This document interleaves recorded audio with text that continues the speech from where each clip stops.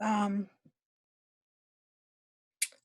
we will be starting shortly. Before I start sharing the screen, I wanted to share with you some resources that I have found valuable both in my clinical practice as well as in preparation for the PEP.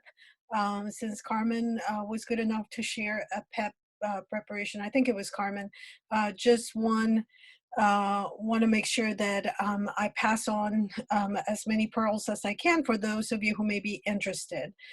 Um, since this is the last day of my teaching this cohort, I also wanted to take a moment just to see if anybody how many of you are interested in taking the PEP, and how many of you think that there's going to be an opportunity for you to prescribe either at your current, your current employee location or your current practice setting, and or will have the opportunity to be a consultant for other folks who prescribe, such as primary care managers. First of all, just want confirmation that you guys can hear me. And second, just in the chat box, if you could go ahead and let me know if, again, if you're planning to take the PEP, and also if you're hoping that you're going to be able to prescribe at the conclusion of your program. Okay.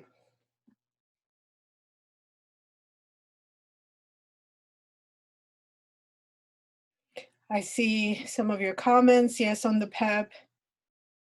Okay. I see you're in California, Wisconsin, Arizona, a little bit further away from prescriptive rights. Um, would be nice to see Hawaii, who's been at the forefront of prescribing rights, finally pass legislation. Okay, excellent. Um, all right. Like I said, before I share my screen, I wanted to share some resources. So, first one that I think would be valuable to you. Let me make sure.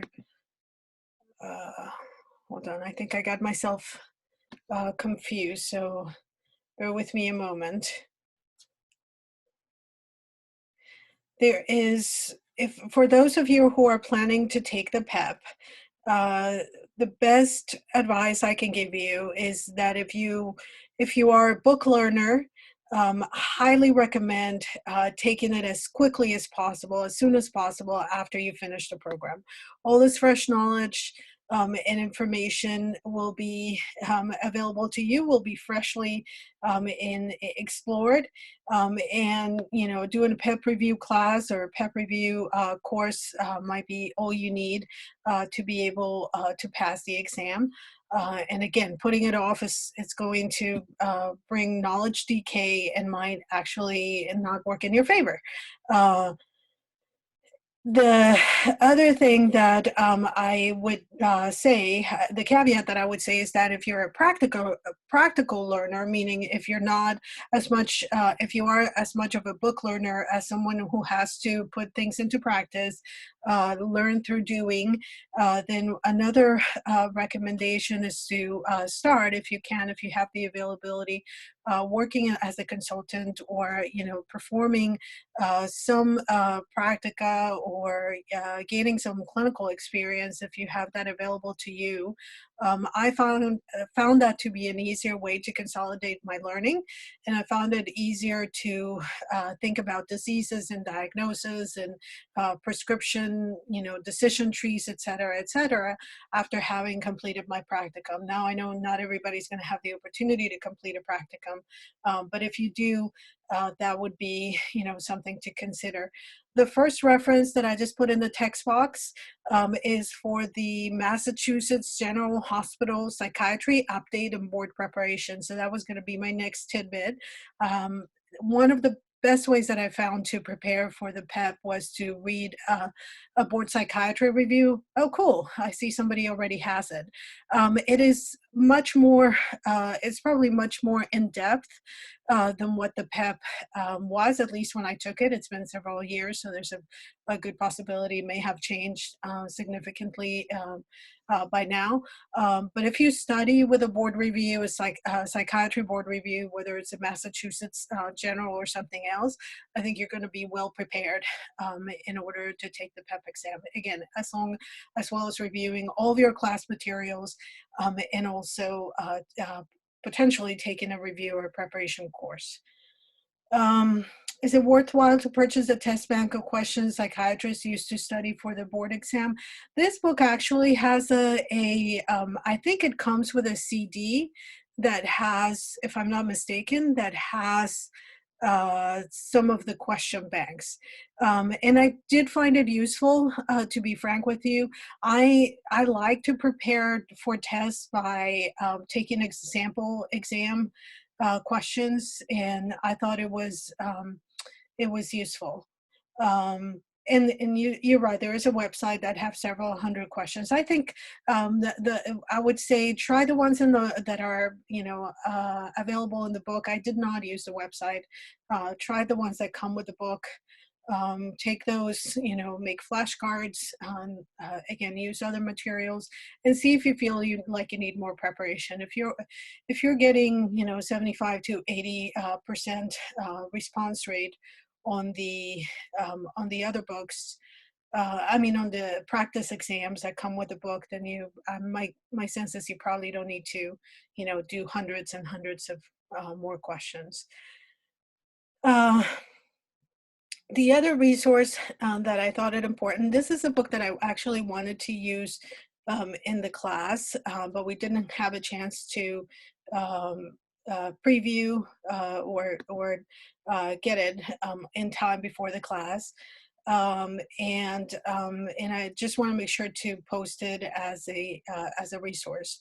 Um, I think let me answer the couple of questions that we have. Brady says, "What's the website?"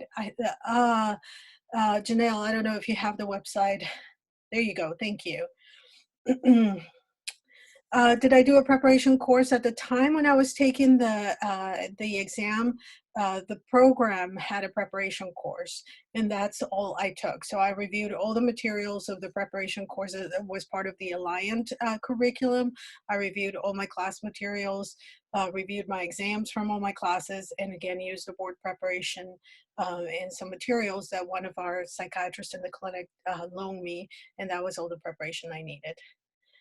Thank you for sharing all of those. Okay, this book, the second reference that I'm sharing with you, it's a Massachusetts General Hospital textbook on diversity and cultural sensitivity in mental health. Again, it's a resource that I wanted to use for this class. We didn't get a chance to preview it or use it this time around, but I have a sense that it's going to be one of my references in the future. So, especially if you work in a setting where you work with diverse populations, I think it would be probably worth your time. And then last but not least, the clinical handbook of psychotropic drugs is a reference book that I use in my practice to this day. I mean, I think my version of this textbook is I think I have edition 17 or 18. The current edition is 23. So obviously it's updated quite regularly with new medications and new information.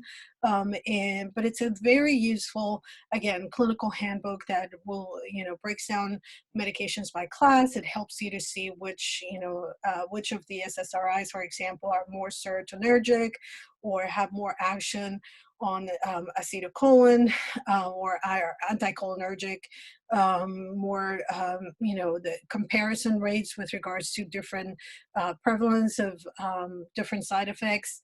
It can help you with titration and tapering schedules and titration. And it's really, really helpful. It's a spiral bound book, so it's easy to use it as a reference in your practice. And like I said, I think it's very valuable, something that I still use to this day. Um, I think, and once again, I have no financial ties to any of those resources, so that's just, based on my experience as a practicing clinician. Um, all right. And last but not least, I do want to say I think obviously I mentioned that I'm not here representing the Air Force, but I'd be uh, remiss not to mention that if you do think you at some point would want to prescribe the military, the OLDA DoD, as well as of course the Indian Health Service um, and the U.S. Public Health Service, do not require you to have a state license in order to prescribe. And of course, you must be willing to move, serve your country one way or another. But if you're around 42 years of age or less, because there are waivers, age waivers, and you think you would like to get prescribing experience, I can only speak for the Air Force, but there are direct accession bonuses of up to 60, I want to say $60,000 besides your typical pay for people who want to come in and serve for a period of 3 or 4 years, something along those lines. I won't say any more, but if you have any questions, back channel, you can text me either privately or you can use my email account and we can set up a time to speak or anything that you might be I can answer questions by email if you're interested. Yes, have to be 42 or less by the time you commission, and there are age waivers that can be done, but that's there's no guarantees. It just depends on um, several factors. Um, okay, let me go ahead and share my screen. All right, thank you for humoring me, sharing all those resources with you. I hope you find them useful. And let's move this out of the way. Okay. I will be, sorry, let me get the chat back so I can actually see your questions or comments. Excuse me. All right. Great, no problem. Happy to share it. If I think of anything else that I think would be useful for you guys as you get closer to, having to complete your test and anything like that, I'd be happy to share. If you have any questions at all, please feel free to send them my way. All right, so we put off yesterday, you had the opportunity to read an article that I hope you found interesting. We're going to have a discussion about the article later, so hold your thoughts. But today I wanted to get started with our clinical detective case. And what I want to do is we'll take a minute or two to read the case, process the information on it. And then I want you to type in the chat, or if you want to use your microphone, you could do that as well, to tell me what you think may have happened with this individual. What do you think may be going on that could have triggered the reaction? And then also some notes or thoughts about any clinical and culture specific factors that you think should be taken into account in the management of this case. So our case is a 50-year-old African-American male who presented to his internist with an episode of major depressive disorder. There was also a past history of significant alcohol abuse in remission for the previous 4 years. The internist prescribed amitriptyline, 75 milligrams orally at night. 1 week later, the patient returned with worsening of his depressive state, and the internist increased the dose to 100 milligrams daily. The patient continued to deteriorate and was referred to a psychiatrist who hospitalized him. The patient was now suspicious, guarded, irritable, and irritable, and was given the diagnosis of a psychotic depression, most likely with paranoid features, although it doesn't say so, but you could probably tell from the previous statement. Haloperidol 10 milligrams orally at night was added during the hospital stay. 5 days later, the patient was found unconscious in his room after complaining of faintness and heart palpitations. He was rushed to the coronary ICU, where a 2-1 atrioventricular block and periodic runs of PVCs were found on the ECG.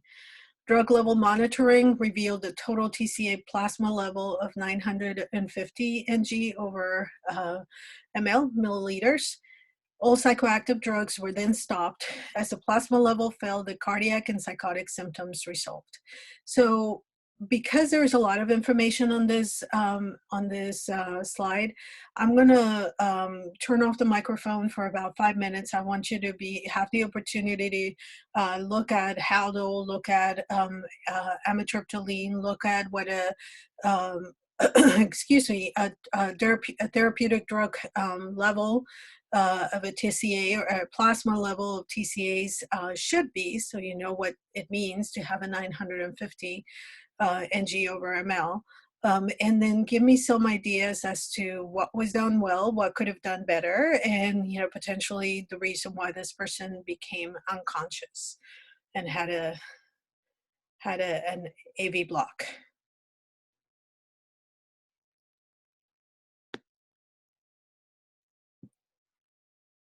And by the way, feel free to post any questions that you may have as you're reviewing this on the chat.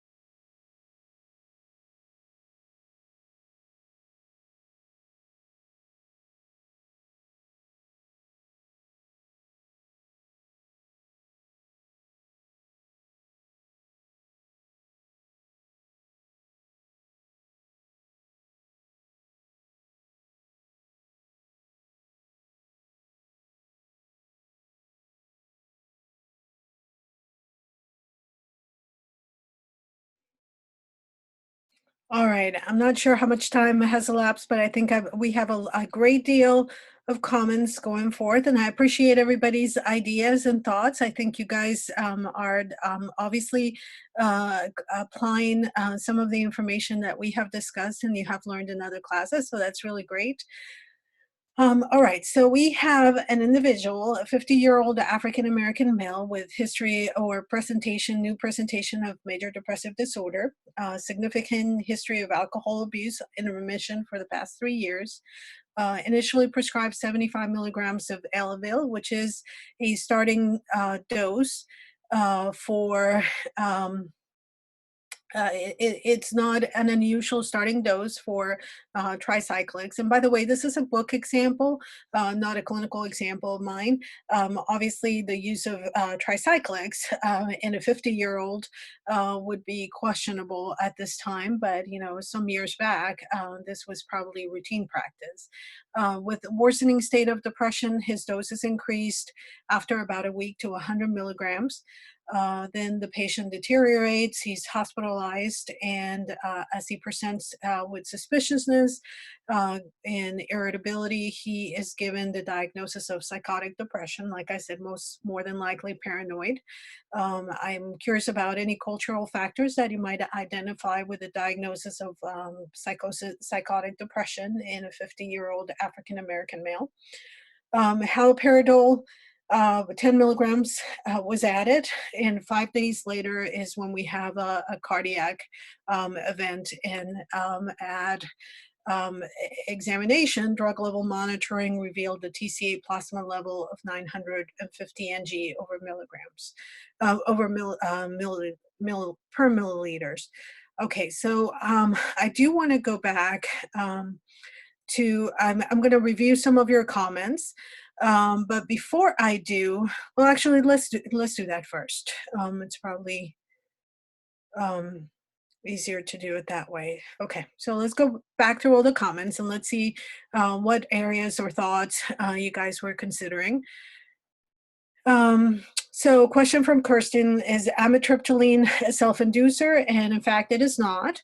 But one thing that I can say, and I'm going to throw it out there to see how it changes or affects your thinking, is that haloperidol is a 2D6 inhibitor. So if you go back through the slides that we talked about yesterday, just remember that haloperidol, both drugs are indeed metabolized by the 2D6 and in part by the 1A2 and the 3A4, but primarily by the 2A6, and haloperidol is an inhibitor. So Heather says poor metabolizer for both drugs. CYP2D6, I believe plasma levels should be 100 to 150 ng over ml. You're right. There is a possibility that we may be dealing with somebody who is a poor metabolizer in the CYP2D6.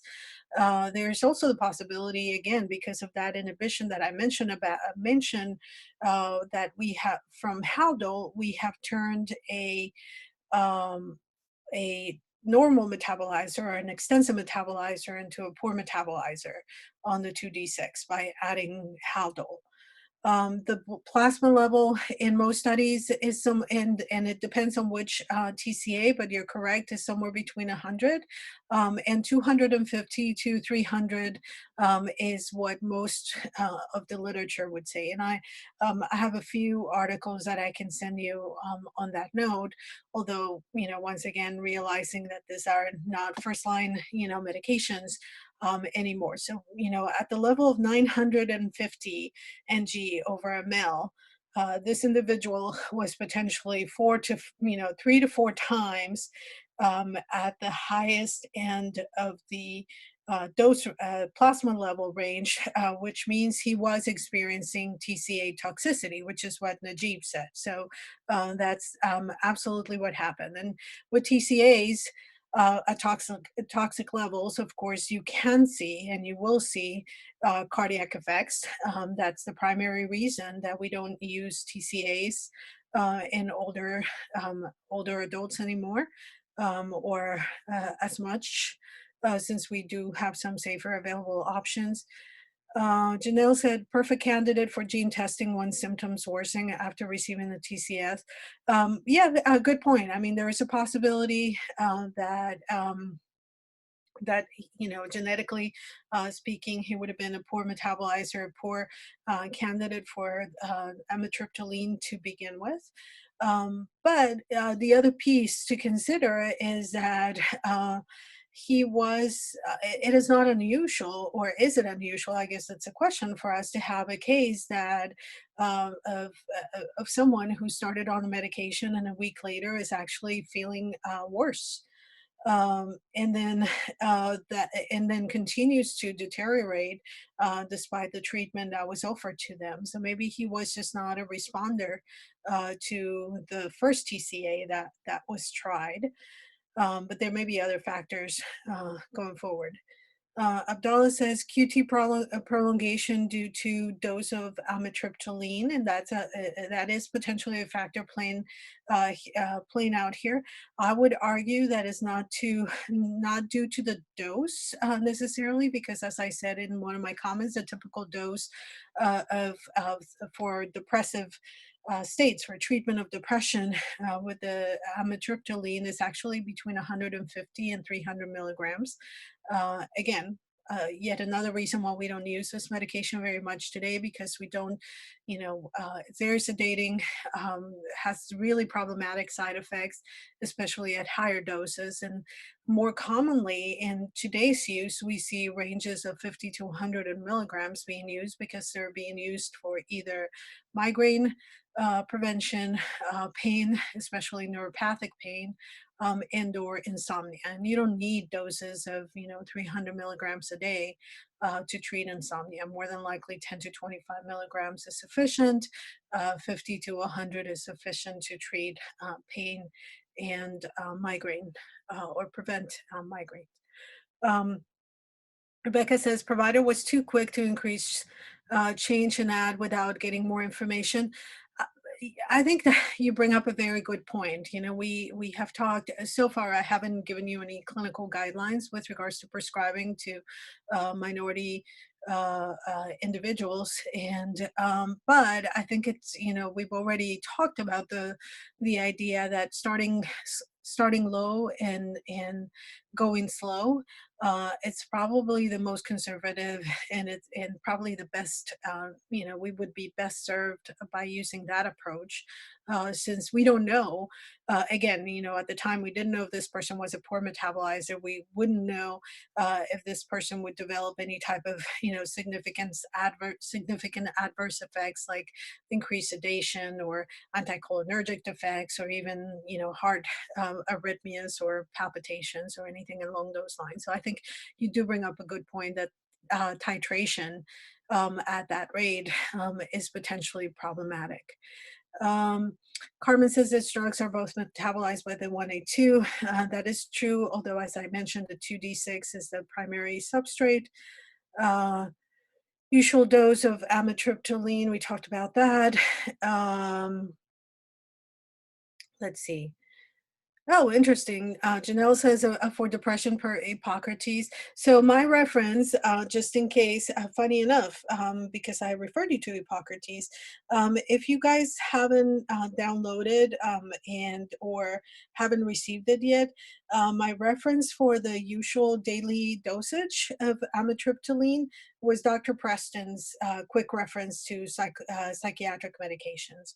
And I can send you the link if you guys don't have it or haven't gotten it yet. Dr. Preston, I think, is still one of the faculty members in the programs. He puts together a very useful quick reference list that helps you to compare different classes of medications, different types of medications in each of the unique classes.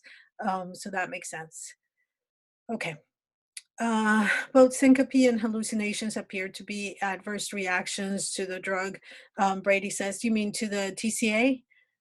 And if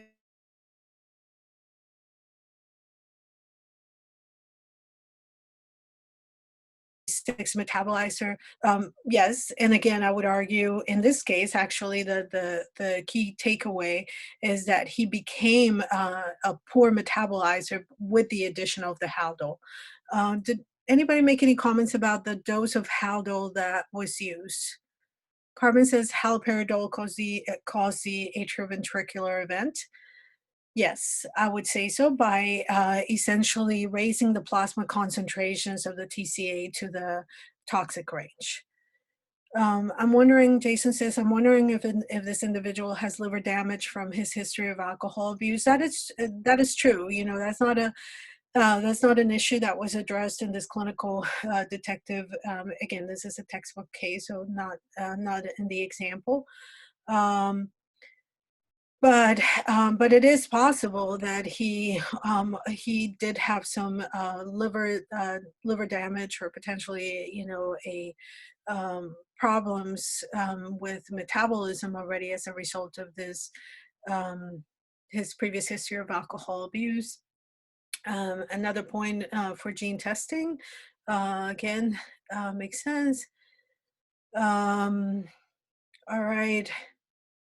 Should have been started at lower doses for that reason alone. Yes, again, I agree with you completely. And it may be that ultimately he could have ended up being effectively treated with 100 milligrams a day, but certainly in this example, it seemed prudent and it would have been the best course of action to start him at, you know, perhaps 25 milligrams a day or something along those lines.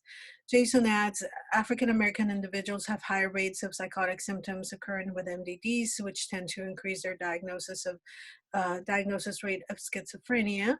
Um, yes, to that point, but also keep in mind that there is, you know, you got an individual whose health is deteriorating after having an interaction with the healthcare system, and his presentation of being guarded, irritable, and suspicious could have been misinterpreted as a psychotic illness, when in fact it could have been completely appropriate based on the circumstances of his care.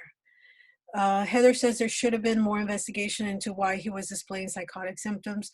Good point. I mean, how often do you see a first episode of psychosis in a 50-year-old? And it doesn't, you know, although it isn't clear from the case outline, there is no indication that he had a prior history of psychosis. So again, I do agree that those psychotic symptoms could have been further investigated if indeed they were truly a psychotic presentation, as opposed to, once again, this person who probably hasn't had the best history of interactions with the healthcare system is now branded as psychotic because he's irritable, guarded, and suspicious after developing after his health is deteriorating when he started treatment. Carmen adds, are they really psychotic symptoms? Many of my patients are guarded and suspicious, but they're important people, and I understand. Yes, um, absolutely. Um, yeah, a very good point from Eddie. Was he irritable because he was hospitalized, or did that influence the hospitalization? It's hard to know based on the case example. Or because his meds keep increasing and he's not going better. Again, good points. Rebecca says, I'm not seeing blood work or ECG upon admission. Good points, really good points. Once again, I think you guys are on it. You know, anybody with a first episode of psychosis, you'd want to see blood work, you'd want to see brain scans, and for sure, you'd want to see at this, you know, in this day and age, you'd want to see an ECG for anybody who's going to be over the age, I would say over the age of 40, who's going to be started on the TCA. You'd want to have one pre-treatment, and certainly if they're going to be admitted to the hospital, you want to have one on admission at that point as well. Janelle says, I wonder how well this patient was educated regarding how long it takes to begin feeling better after starting an antidepressant. Good point. Exactly. We're seeing the patient come back just a week after he was started on the medication. And what do we know about the onset of, you know, benefit or efficacy with this medications? Likely he wouldn't see any, for at least 3 to 4 weeks, maybe a little bit more. So had there been some psychoeducation about the mechanism of action, the onset of benefit, the potential side effects associated with this medication, we have bought some trust and rapport and therapeutic alliance with the patient in a way that did not end up, with the patient becoming guarded and suspicious. Okay, good job, everybody. Again, you guys got to the answer. We kind of got to it circumstantially, but I want to make sure to highlight why. Let's go back. I think that's where we need to be. Okay, so here and on slide, what is this number? 86. You got the psychotropics that are metabolized by the 2D6. You can see first one on the list is amitriptyline. And on the right-hand side, right over here, the third one down the list is haloperidol. So we do know so far, as I mentioned before, that they are both um, metabolized by the 2D6. The other thing we know, and I think this was, oh, actually it wasn't on the slide, so I thought it was.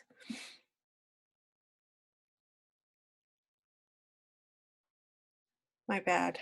Bear with me, please.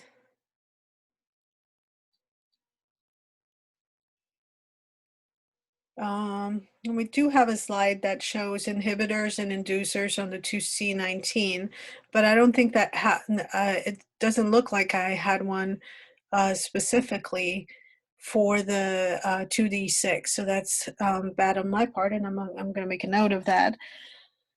But I think, again, once again, you guys were able to come up with the answer based on using the resources that you did have, such as Hippocrates. And if you look at Hippocrates, you can clearly see that the Haldol is an inducer. By the way, as far as the dose of Haldol, that's a typical dose for the management of acute psychosis. So if, 2 milligrams of Ativan, 10 milligrams of haloperidol is the typical, or was the typical, no longer used as much anymore, acute psychosis treatment in the emergency rooms. But if you have somebody who is already metabolizing another agent by the same system, or if you have someone who is a poor metabolizer, and it is very possible that this individual was a poor metabolizer to begin with, that was slowed down even more by the interaction of these two medications, then you would definitely have a problem there. All right. Okay, enough of that. Thank you again for your participation. Now we're going to go back to where we left off. Yesterday we were talking about Asians, and we had gone over a case example, Asian Americans, and now we're going to go through some further information about how they view mental illness, how they may experience interactions with with healthcare and treating providers, and so on and so forth.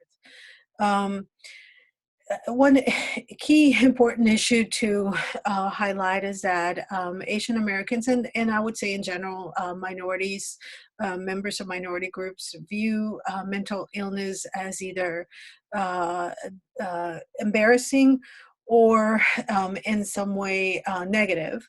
And because of that, they tend to delay psychological care until very seriously ill. There's also that perception that has been perpetuated to some extent by the idea that Asian Americans are the model minority, quote unquote. And so, because there has been that resistance to engage in mental healthcare, or behavioral healthcare, and their they're again, once again, viewed as a more, psychologically healthy and otherwise strong community. Culturally competent treatment could be lacking, and certainly depending in the area of the country and where these individuals may be, they could be a very very small minority versus a larger minority, such as potentially in places like California. Um, and therefore, the availability of culturally competent psychotherapists and providers, healthcare providers in general, could be quite lacking. They do often present to primary care with somatic complaints as opposed to presenting to mental health care providers with psychological complaints of psychological distress. And they may have very different expectations of the outcome of a health visit. So, just to give you an example, in China, the major cost of the visit to a healthcare professional is the medications, or are the medications that may be prescribed. And so this may make them reluctant to make visits for routine or preventative care, um, or may make them reluctant to seek consultation, seek assistance where medication may be necessary. Folk or traditional medicines are tried first, and complementary and alternative medicines are very popular, both in this population and many other several other minority groups, both globally and in the United States. So it's really key to ask about herbals and other, again, CAM or complementary and alternative medicine use within the past 12 months prior to starting psychotropics. By one count, 3/4 of Asian Americans used at least one type of CAM, which is much higher than the national prevalence rate. Among Asian Americans, Chinese Americans had the highest prevalence of complementary medicine use. South Asians had the lowest, but they're not low. The Chinese use rate was 86%. South Asians was 67%. So at least 2 out of 3, but potentially 4 out of 5, were using alternative medicines. Some factors that play into the use of traditional medicine have to do with acculturation and access to other more Western or conventional medical care. Um, and also spirituality plays a big part, as we talked about those who have religious beliefs, such as Buddhism, or where balance between elements, or a balance in nature, a balance of spirit and other forces, is thought to be the causal factor for illness, are going to be much more likely to seek out complementary medicine. Oh, that's sorry, that's what I just said. Um, okay. And, like I said, spirituality was the strongest predictor of CAM use. All right. So some important considerations when you're treating Asian Americans is that plasma concentrations of L-acid glycoprotein is significantly lower in Asians than in Caucasian and African Americans. There is no significant differences in albumin, but 15 to 30% of poor metabolizers in the CYP2C19 are found in Asian Americans. Think of some drugs that are metabolized by the 2C19, including the proton pump inhibitors, diazepam, and other drugs such as these should be initially prescribed at much lower doses, I think, as a general rule. Um, okay. Um, 70 to 93% of Chinese and East Asians, that's a pretty large number again, are considered fast acidulators. 50% of Caucasians versus 50% or roughly 50% of Caucasian and African Americans. Acetylation, if you recall, is a reaction that introduces a radical into an organic compound, and it's one of the biotransformation processes that operate in the metabolism of drugs. Especially drugs in which there are metabolites that are produced that are excreted either more rapidly or slower than the parent drug. So fast fast acidulators generally present with a reduced efficacy, possibly because of that faster metabolism. So in this case, it would be considered, it would be clinically manifested as rapid metabolism. And many cardiac and psychotropic drugs use acetylation as part of their biotransformation, including some of the ones that are listed there for you: caffeine, clonazepam, nitrazepam, and phenelzine. Most of you probably know that Asian Americans have an atypical reaction to alcohol. Sorry, let me go back to your question. Radical into an organic compound. So it introduces an acetyl radical into an organic compound. And basically all you need to know is that it helps in the biotransformation of substances or the drugs that have active metabolites. Okay. So as I mentioned before, Asian Americans are commonly and notoriously known for having a different reaction to alcohol, being much more sensitive to the effects of alcohol, such as a very small quantity of alcohol can induce what is called a flushing response, essentially a sympathetic nervous system response where you could see, red face, sweating, and palpitations. It's almost like it's been described as an anti-abuse like reaction to alcohol, and the reason for that is because of what you see here on the slide: 85 to 9% lack or have an abnormal ADH, alcohol dehydrogenase azoenzyme, and so uh, alcohol into uh, acetaldehyde.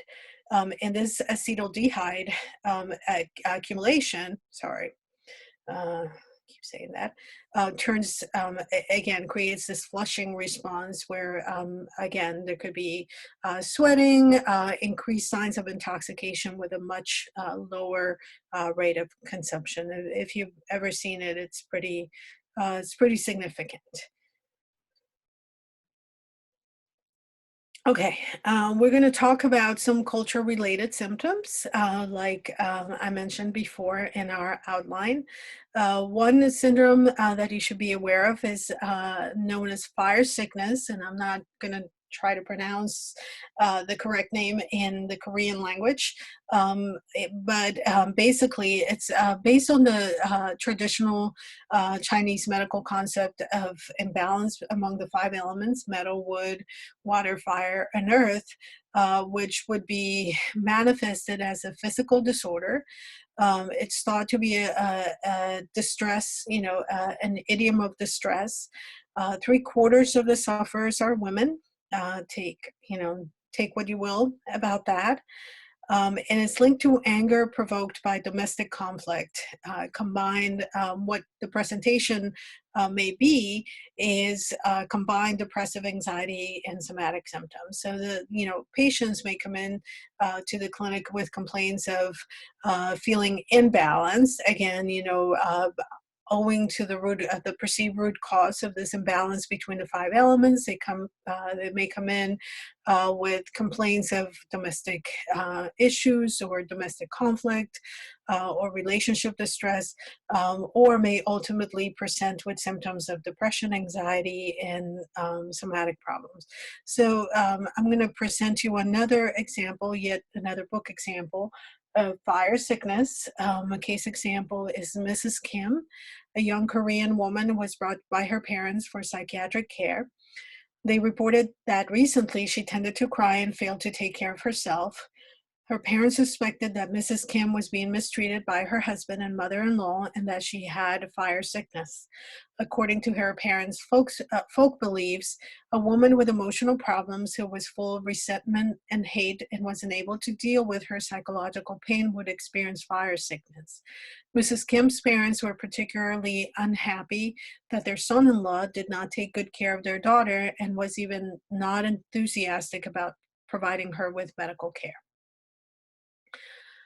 Um, okay, so what are some thoughts, ideas, questions about, this case?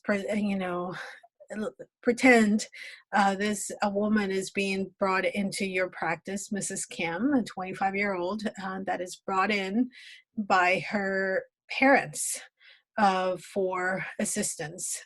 So, what are some questions, thoughts, ideas you have about how, what you would want to know, how you might want to deal with the case of Mrs. Kim?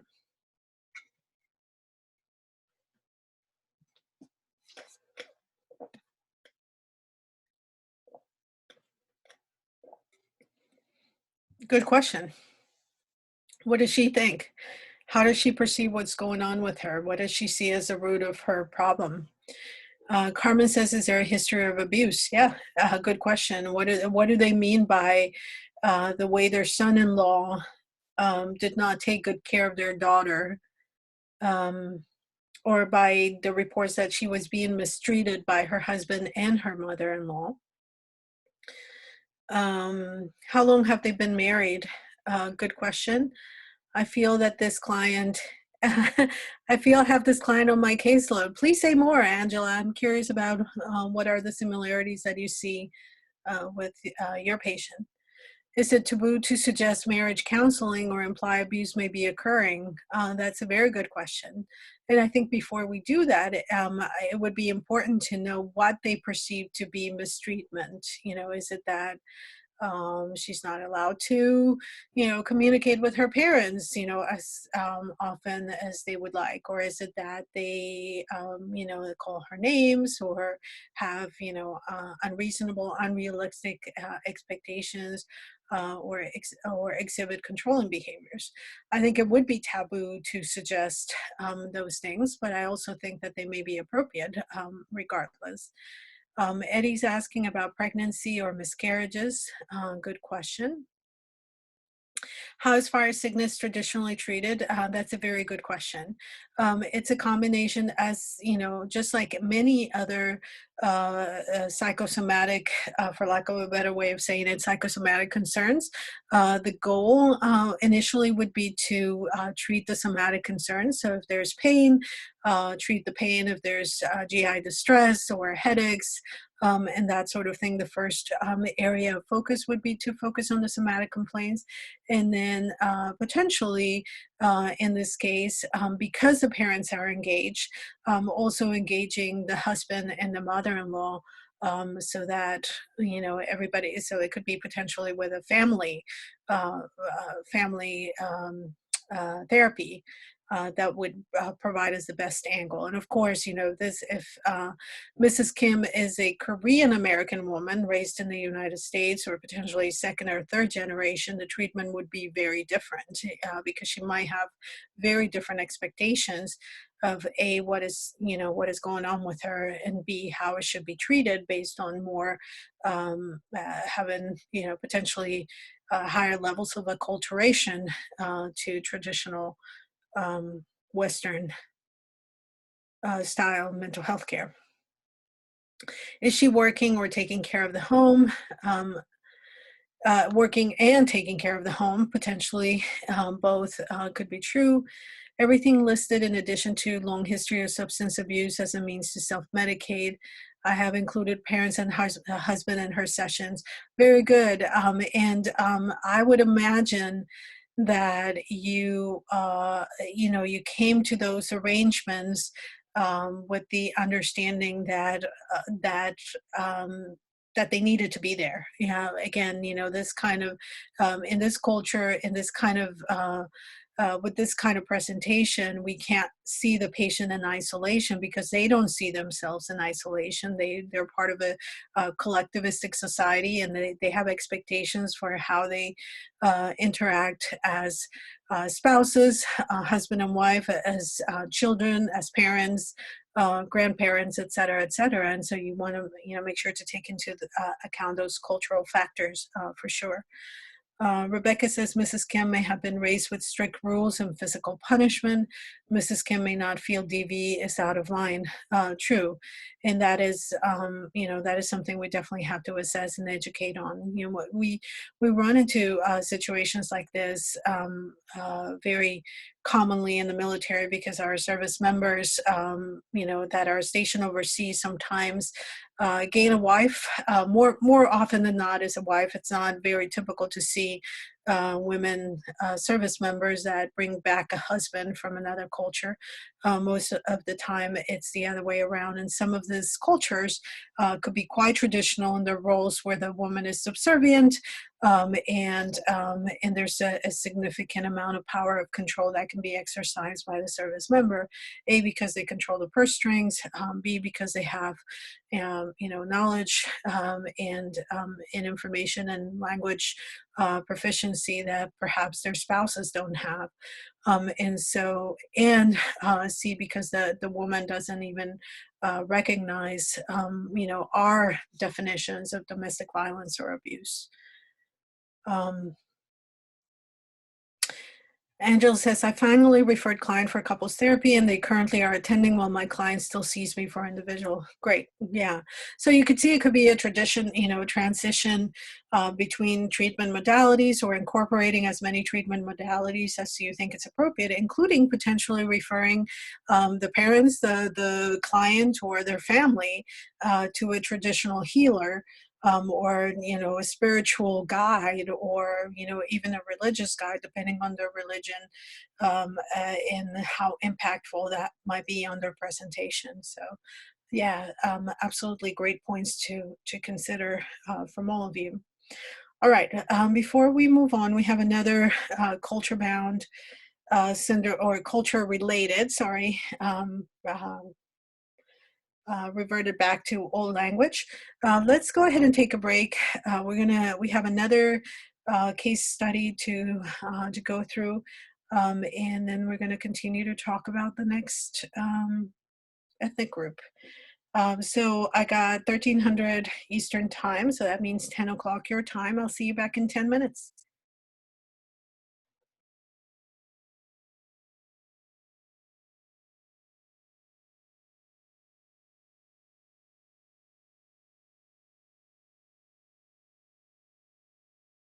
I have to say it's a little bit chilly here in Ohio, but as I saw that one of you guys is in Wisconsin, I won't complain very much. Um, all right. Well, thanks for helping out with the previous case. We talked about fire sickness, which is I bet, um, which is a culture-related symptom or syndrome as it relates to Korea.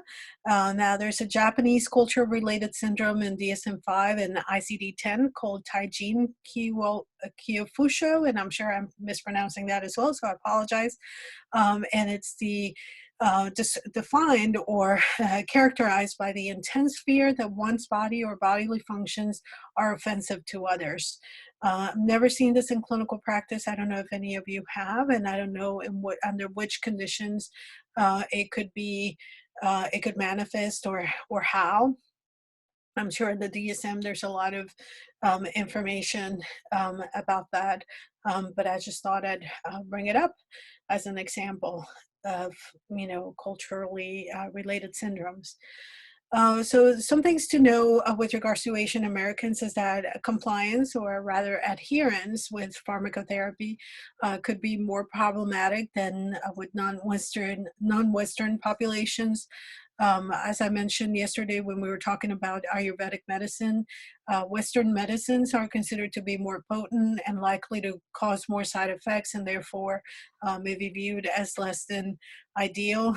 And they may have different interpretations of what the side effects are. So, for example, in Hong Kong, at least until significant, a few decades ago, the over the what do we call it, polydipsia associated with the use of lithium was viewed as was perceived as evidence that the medication was working. And so obviously side effects could be perceived differently depending on the population. Here's another example of, how those cultural influences can come into play. This is the case of Mr. Kabong, a 68-year-old first generation Filipino individual who was seen in a medical outpatient clinic in Hawaii for a high blood pressure.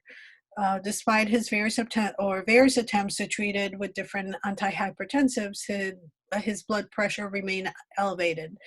The medication doses were tripled and then quadrupled, but still no change. When asked about how he was doing, Mr. Kabwang answered, "Fine, doctor." When asked if he was having any problems, he would say things like, "No, doctor, I'm fine." When told that his blood pressure was still too high, he responded, "I am very sorry, doctor." When asked about what medication he was taking, he answered, "Whatever I'm prescribed, doctor." So, based on what you know now, which is not very much, how would you characterize the patient's responses, and what would you ask about? What would you want to know about?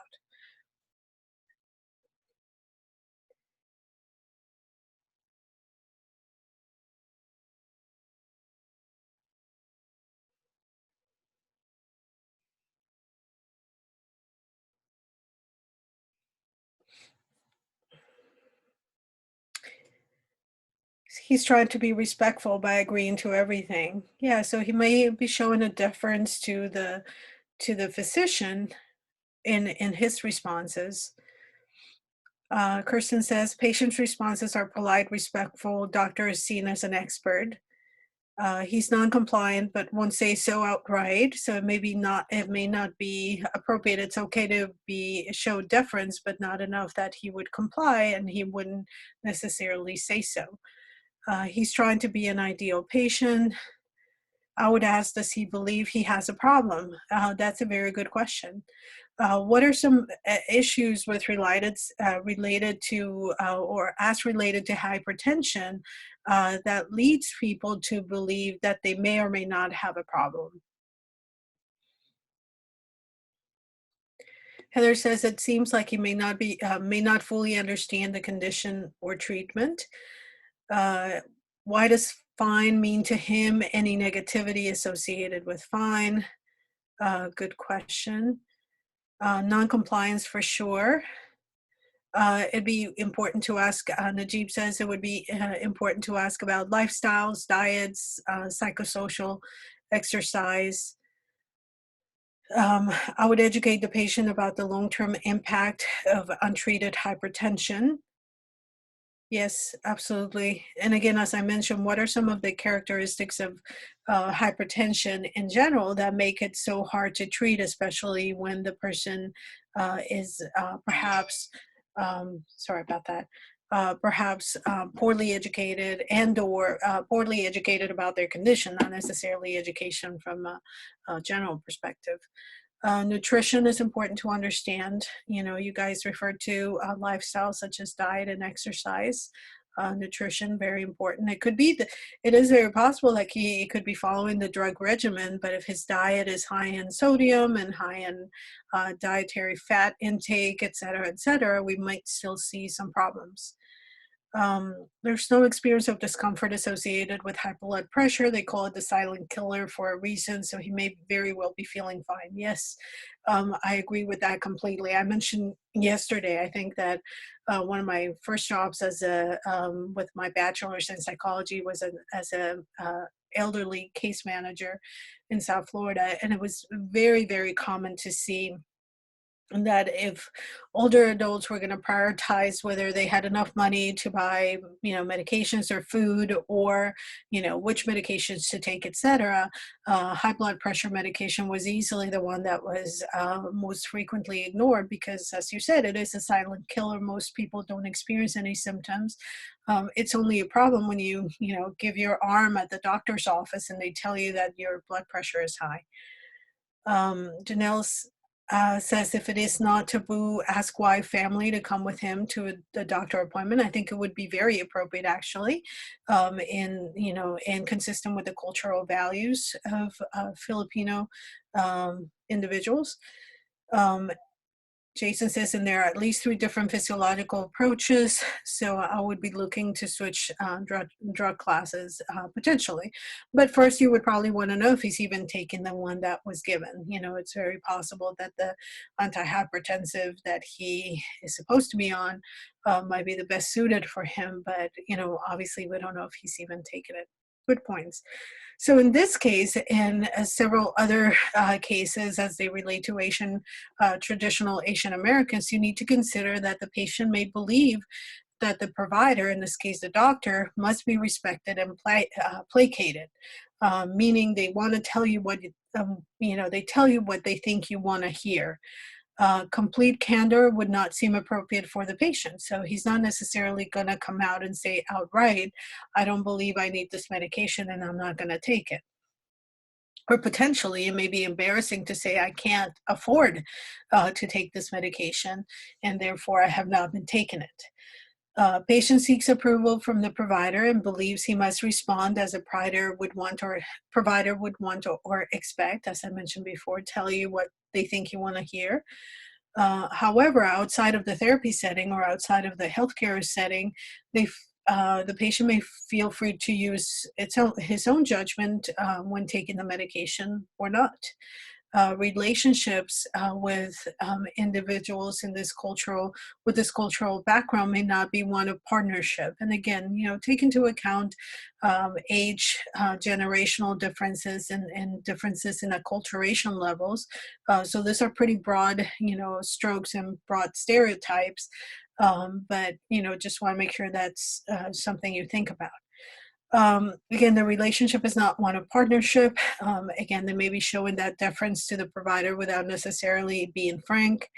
Respect is one thing, but compliance is another. And again, outside of the therapeutic or the healthcare setting, they might feel free to make choices based on economics or lifestyle or whatever they think may be appropriate for their care. The fact that the physician has authority doesn't mean that he or she knows the correct diagnosis of treatment. I think one of you asked, let's see, does he fully understand the condition or treatment? Does he believe, it was Janelle who asked, does he believe he has a problem? So if he does believe he has a problem, what is his interpretation of the problem? To what does he attribute it to? And it may not be hypertension, and it may not be something you could treat with a pill. And so that, obviously is going to weigh in on the decision to, take the medications or not take the medications. It's important to understand that your patient from a different cultural background, and specifically this cultural background, may change doctors or see several concurrently. Take medications sporadically, meaning, for example, with high blood pressure, there are sometimes headaches associated with the condition. And so it may be that the patient is only taking the medications when they feel the symptoms of a headache, or when they get dizzy or lightheaded, or, have a bout of dizziness.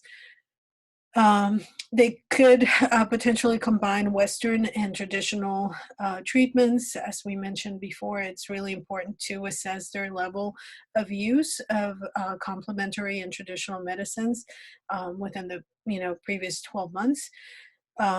they may hold different ideas on how quickly the medication will work. And so, again, because if they're primarily asymptomatic, if they go back to the doctor's office and their high blood pressure is still elevated, they might wonder if the medication is working, and then lose trust in the provider and stop taking it. Um, they also might have different ideas of what kinds of side effects are unacceptable and how often to follow up. So, with as it regards to psychotropic medications, for example, the clinical practice guidelines would say that once you start a person on psychotropics, you'd want to see them, potentially 1 or 2 weeks away, and then the reason for that is not because they're going to be better and their depression is going to be treated, but because you want to assess for the potential initial side effects to include suicidal ideation, and other more intolerable side effects. But, in the person's mind, if you tell them, well, it's going to take 3 to 4 weeks or even 5 to 6 weeks for this medication to work, why would they want to come back and see you in 2 weeks and pay for an additional visit that they may not see value to? Um, Okay, some pharmacotherapeutic considerations with this population. As I mentioned before, it is really critical to maintain that trust in reports. So therapeutic dosages may have to be altered significantly to avoid intolerable side effects. And that may mean really, drip drip dosing, and starting very low, titrating very slowly to make sure that we're not creating side effects that the person is not going to be able to tolerate, and that might break the trust between the provider and the patient. um, Remember that Asian and Native Americans are less likely to be involved in original research on dosage recommendations. So where Hippocrates or that quick reference guide that I talked about or anything else might tell you that the starting dose for medication X should be this, consider halving or the potential to decrease that starting dose for individuals in this ethnic group. Um, I've already mentioned the severity of side effects will impact adherence, and that's something to be really careful of. So, both, important to educate your patients on the potential side effects and how to manage them, and then also to allow your patients to contact you between sessions if they are experiencing intolerable side effects. And I don't know how you guys feel about that, depending on the therapeutic framework that you use, but I think it really is critical as you think about, becoming a consultant or a prescribing psychologist, that you do have a mechanism by which a patient can call you right away and ask you if this orthostatic hypotension they just experienced is related to the medication use, or work with you if they're having suicidal thoughts or akathisia, or some intolerable side effect that might have developed. Otherwise, again, it will impact adherence or their desire to come back and see you. So if you can take care of the problem right away, it'll be easier than waiting until they have their next visit. The psychology of prescribing is also important. And we do know that patients will respond differently and comply differently to the same medication prescribed by different therapists who have different ways of providing pharmacotherapy.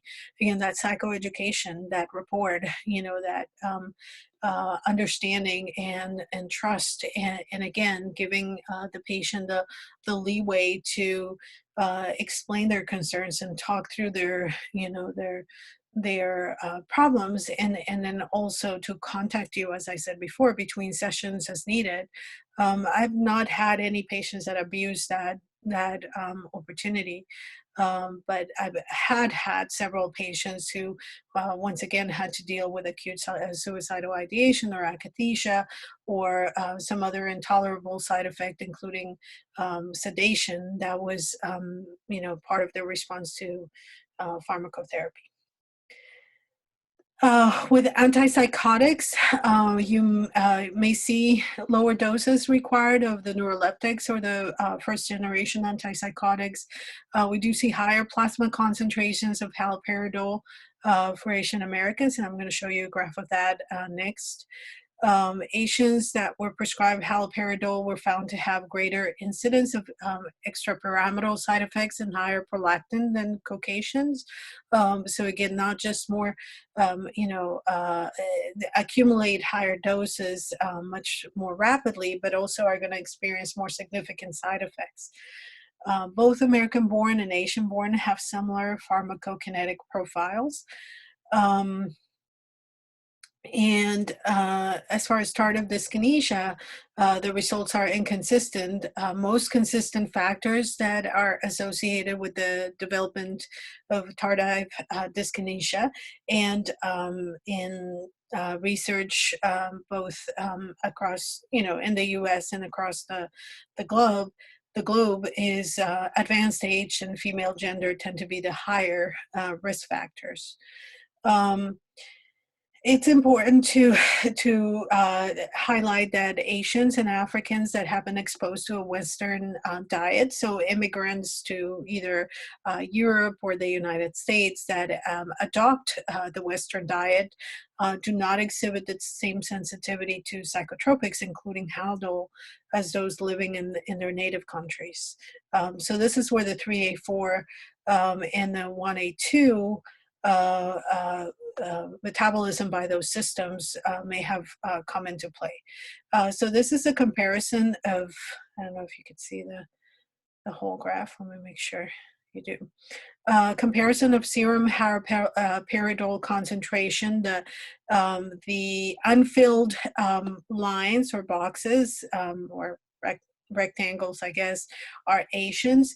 The black or filled lines are Caucasians. And as you can see, when measuring the serum haloperidol concentration in normal subjects after administration of 1 milligram orally, you have a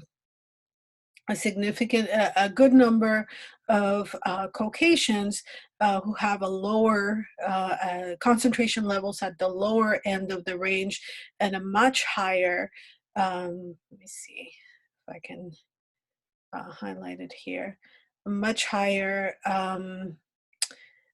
concentration of Asians in the higher end of the range. So again, your approach of starting low and tapering or titrating very, very slowly is going to be important in this medication, in some of the other psychotropics as well. With lithium and the mood stabilizers, there's a number of studies that have suggested that Japanese and Chinese patients may respond to lower plasma levels, somewhere in the range of 0.3 to 0.9. And, as you guys know, lithium is another medication where you could have and should have therapeutic drug monitoring, because it could tell you, you need to know when you may be approaching toxic levels. And so once again, the recommendation would be to start low and titrate very slowly, and certainly to engage in that therapeutic drug monitoring. But there's a caveat here that says not for the acute phase. So acute mania would likely be treated by the same dosing with lithium as it would for any other individual. However, you want to make sure to engage in very close observation. There doesn't appear to be any significant differences in pharmacokinetics as far as lithium is concerned. I mentioned already that there's one study that found that Hong Kong Chinese viewed the side effects of polydipsia and polyuria as evidence that the medication was working. And those are generally signs of toxicity, so it would require, especially if pronounced, so it would definitely require some psychoeducation on the provider's part to make sure that information is not, that those symptoms are not ignored. For carbamazepine, we mentioned it yesterday, but I really want to make sure that this is incorporated in your learning, so I'm bringing it up again.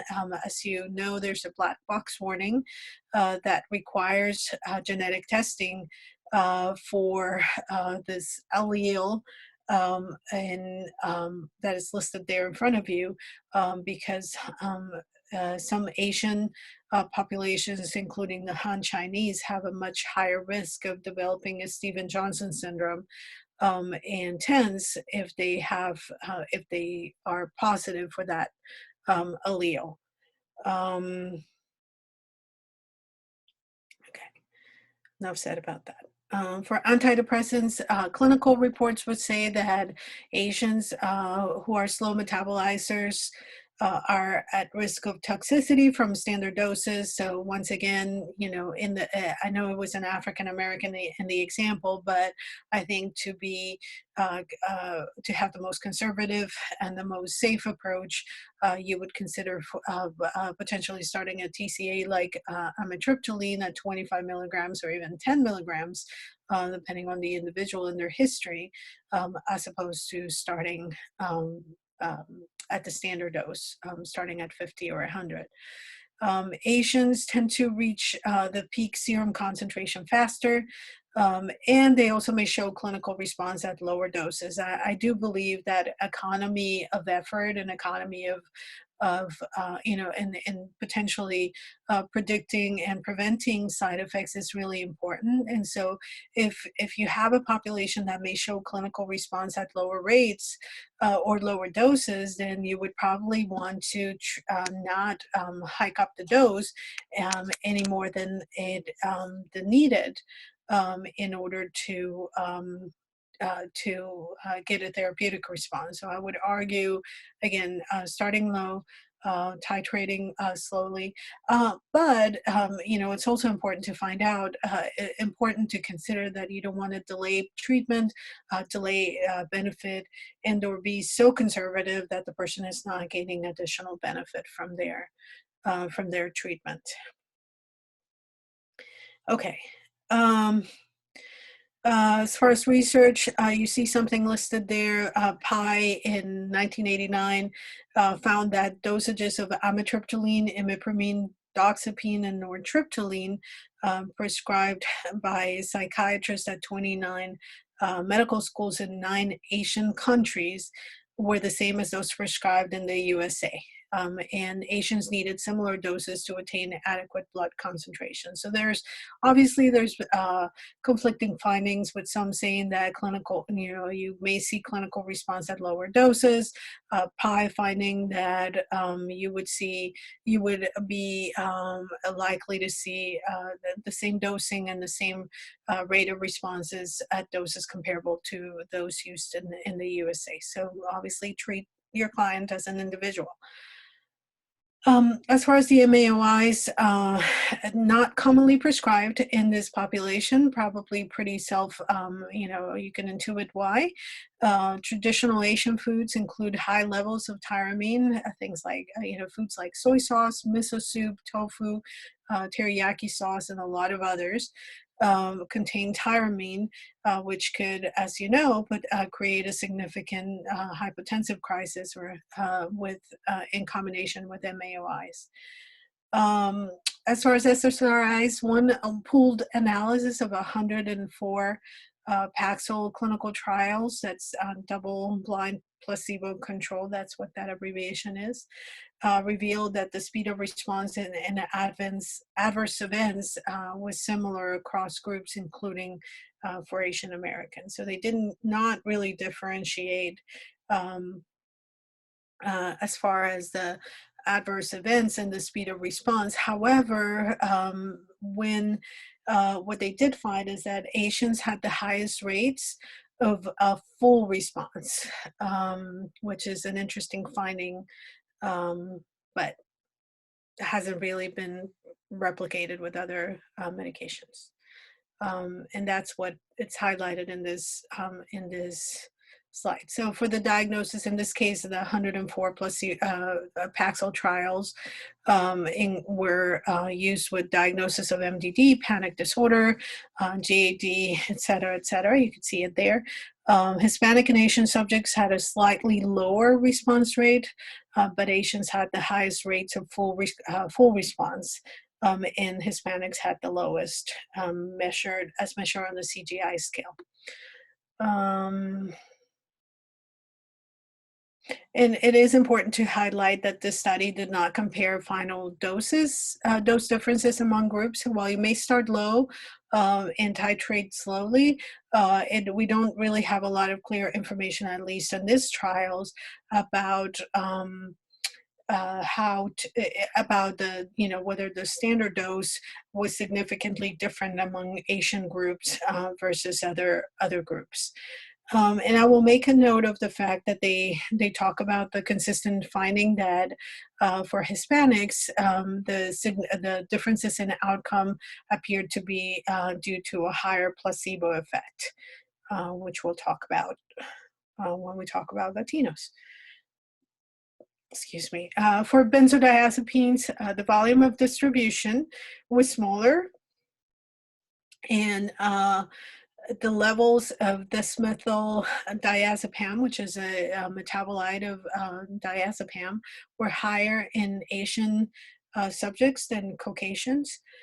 Alprazolam, we saw higher peak plasma concentration and lower total plasma clearance after both an oral and IV administration.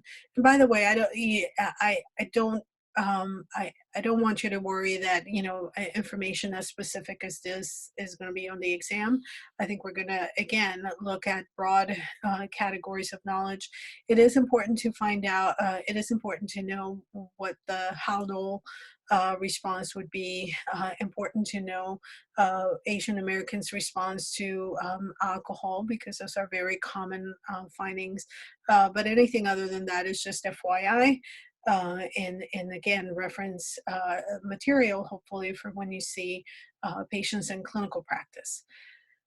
Foreign-born Asian subjects experience more sedation with alprazolam compared to Caucasians and American-born Asians. And there's really not a lot of information as to why that may be. I did find something really interesting, and that is and this is a recent finding, not as dated as some of the other information that we have, because we're talking about classes of medications that are pretty dated. In a large study, and by large I mean 3,700 subjects, or something along those lines. The 1-year incidence prevalence rate of use of benzodiazepines in patients with schizophrenia was 79.2%. And out of that sample, 63% were long-term users, meaning they have used it for more than a year.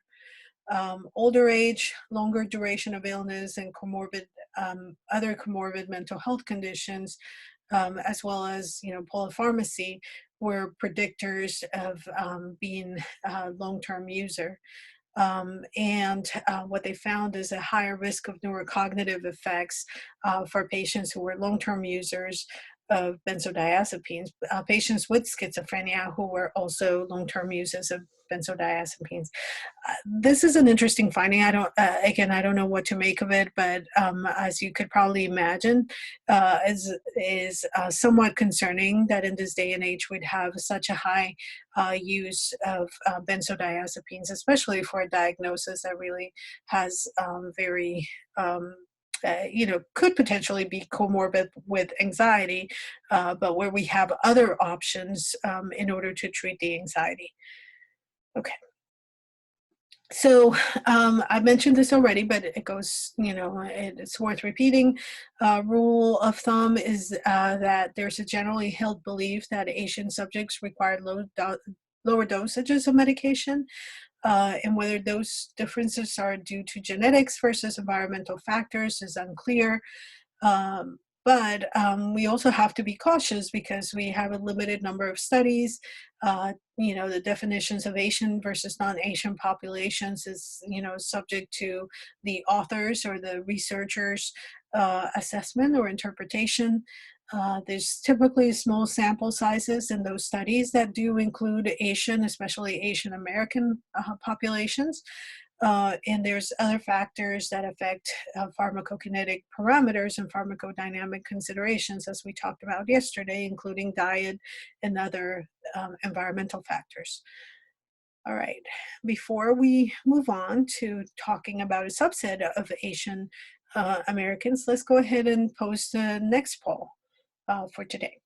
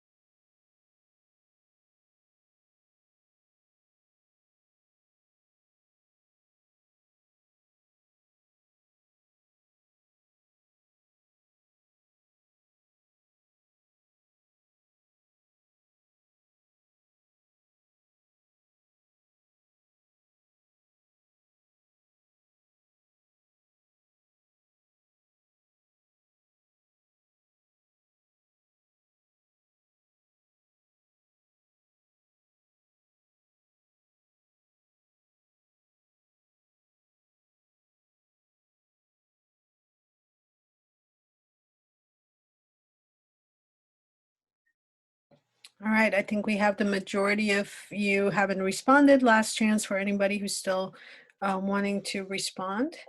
And we'll go ahead and end the poll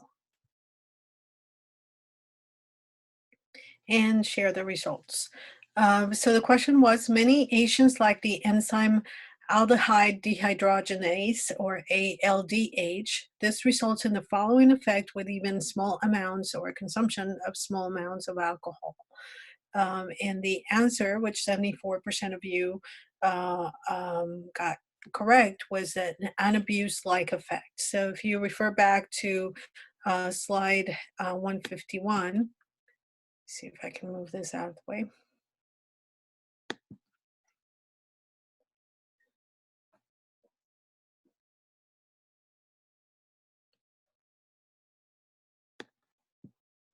Sorry, this is a bit of a pain. Okay. Slide 151 talks about that specific anabuse-like reaction to alcohol, which is present in almost, somewhere between 80 and 90% of alcohol. Or any 80%, 85 to 90% of Asians. And this is Asians in their home countries as well as Asian Americans as well. Okay. Ah, sorry, I'm having trouble getting you the right. Okay, very good. Thank you for participating. All right. So this was back to slide 151, but we are on slide 169, I think. Yes, okay. So I'm going to get back to 169. I'd rather go on to 170, and we're going to start talking about um, Arab and Middle Eastern Americans. And once again, I want to emphasize the danger if in talking about any one population, including this one, is overgeneralizing and potentially providing information that may seem stereotypically correct, but stereotypical and potentially correct for some individuals in the group, but may not apply completely to all the individuals in this group, depending on where you practice, their country of origin, their level of acculturation, and so on and so forth. From a cultural history and values perspective, it is important to know that for this population, religion is the center of life. And while the most commonly associated religion with this group is Islam, um, the um, the majority of Middle Eastern Americans, at least until some years back, were Christian. And that being said, cultural influences from Islam still may dictate some of the cultural beliefs and values, at least to some degree. And once again, depending on level of acculturation. Both Sunni and Shiite forms of Islam are practiced in the US. And probably some of you are aware that Islam promotes five pillars of the duties of every Muslim individual, including the profession of faith, almsgiving, ritual prayer, fasting, and at least once in a lifetime, if possible, pilgrimage to Mecca. Um, let's see. Jihad is associated with the beliefs of some Muslims, and jihad has been described as an inner struggle against immoral influences and desires. Although, as you guys probably know, the common or media perpetuated belief about jihad is that it defines a struggle against non-Muslims, which it isn't, it is not the primary definition. Um, there's been influence in different parts of the Middle East from religious versus secular governments, and religious education is still a big part of life in the Middle East, depending on the places of origin for these individuals.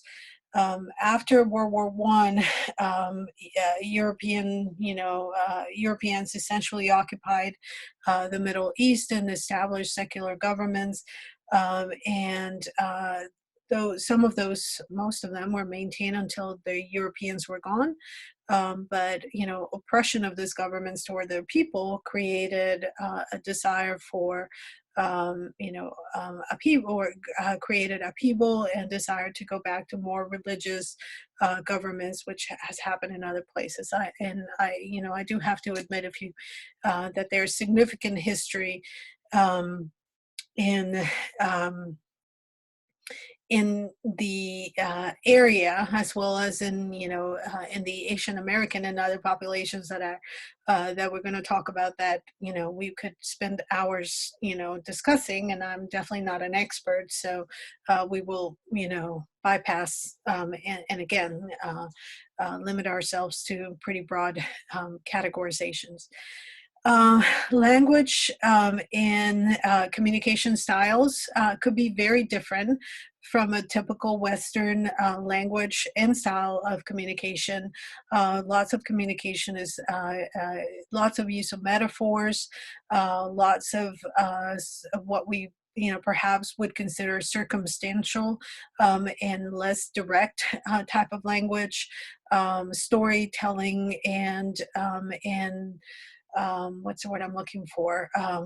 Kind of, communication patterns that include potentially, going back, using historical examples, or, the history of a family, and things like that may make it really different to communicate with folks in this category. One of the things that I that I have found is that you need time.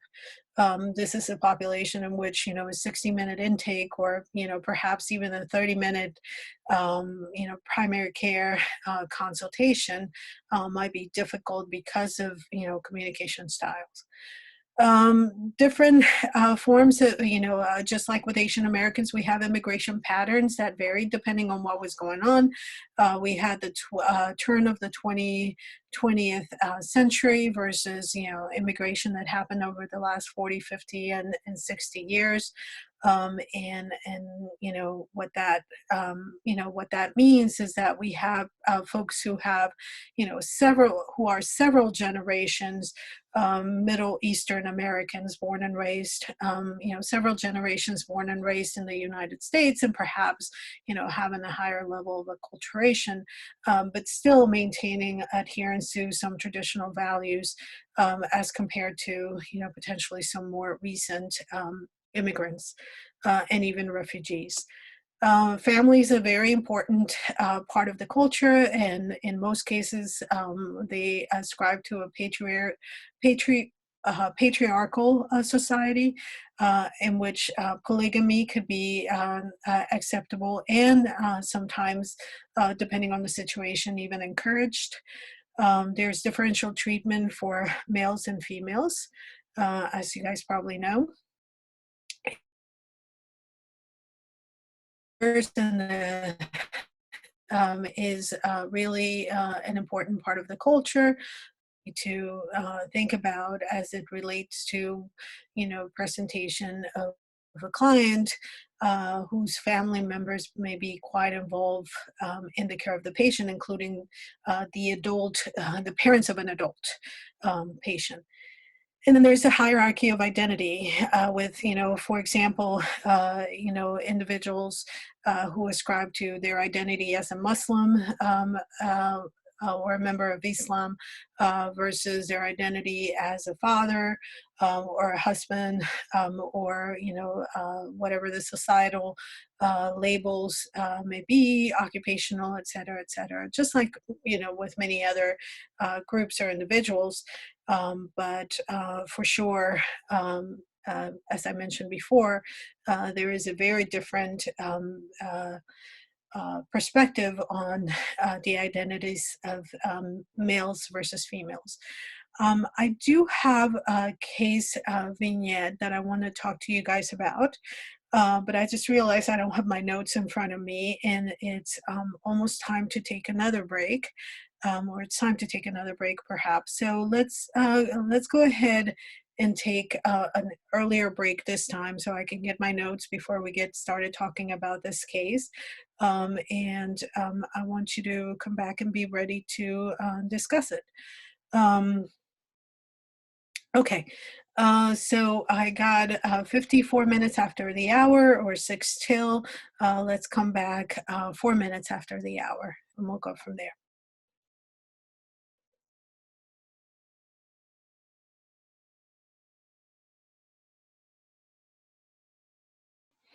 All right, I grabbed my notes, and we're ready to go. I want to share a few details of the case, and as we have done in previous times, just ask you what questions you would have, what sort of potential recommendations you would give, and what are some issues, both cultural and clinical, that you would think are important to handle with a case such as the one that I'm going to present.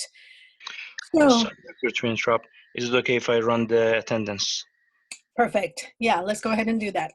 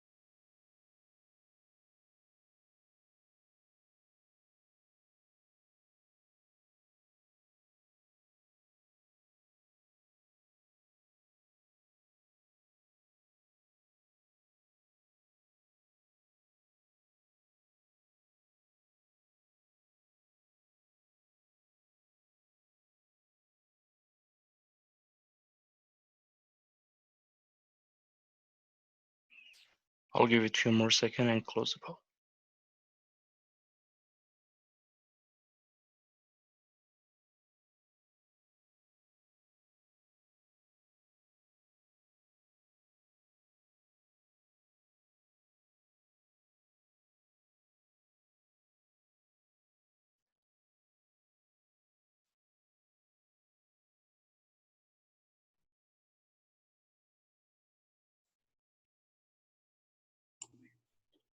Mm-hmm.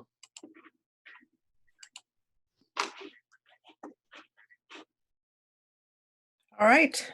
I think we got we got the attendance poll taken care of. So let's go ahead and resume. Okay, so I'm going to talk about the case of Fatin. Uh-huh. Fatin, I think we have a live mic. Let's check your mics. Or okay. Awesome. Let's call her Mrs. A.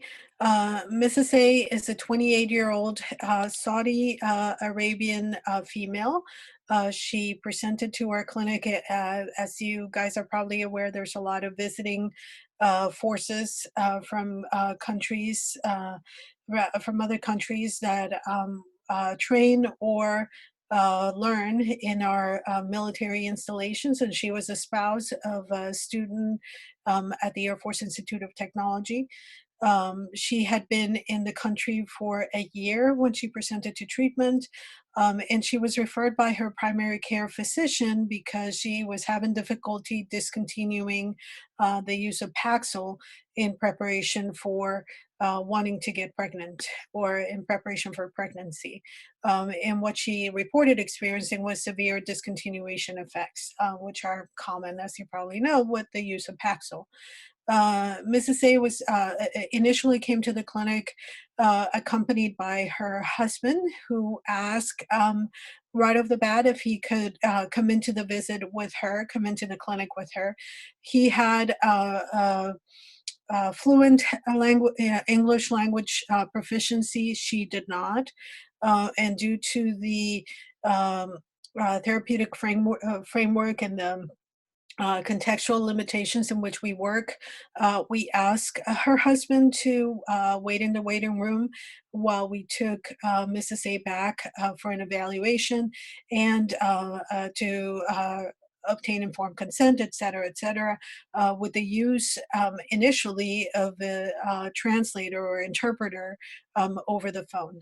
Over later visits, the interpreter was brought into the room to work in to be present in the session, but during her initial visit, the interpreter was available by phone. So Mrs. A was, as I mentioned, 28 years old, had had been pregnant twice before, had one 11-year-old boy, one 9-year-old girl.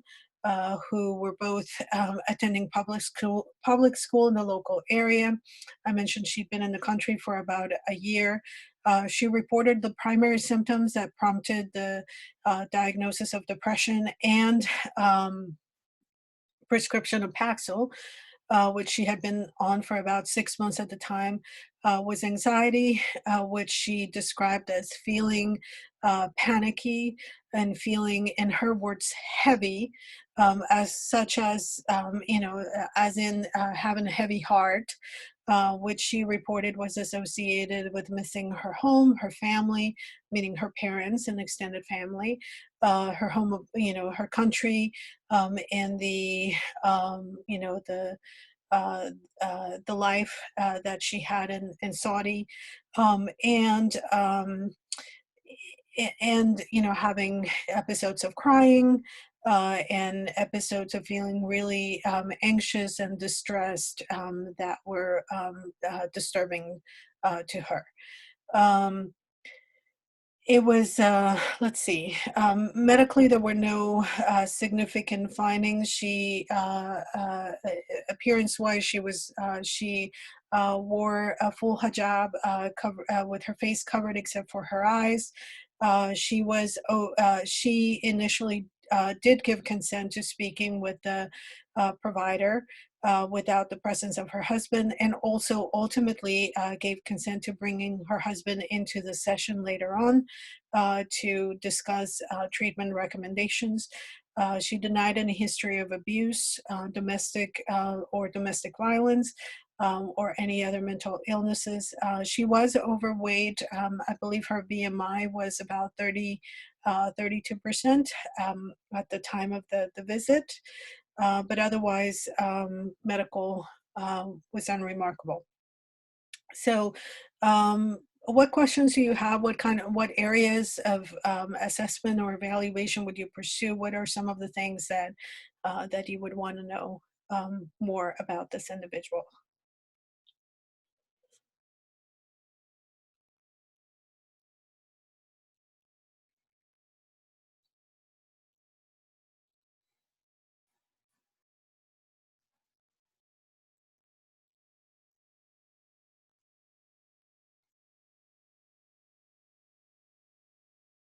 How long were they married? Is he the father of the two children? Yes. And they've been married for, let's see, oldest son was 11, so roughly 12 years. They weren't married long before she became pregnant the first time.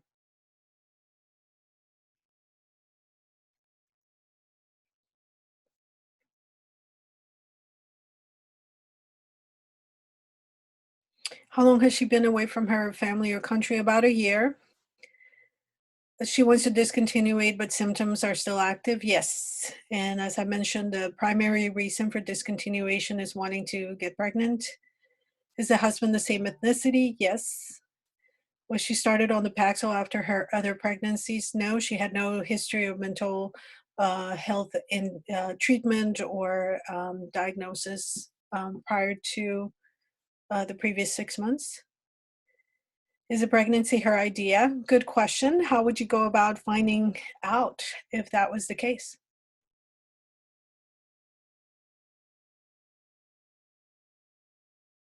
Good. That's a good point. Um, has she asked her whether she's the one that wants to get pregnant? Has she tried CBT or another therapy to reduce depression? No, she has not. She's been seeing her primary care physician who prescribed Paxil to begin with.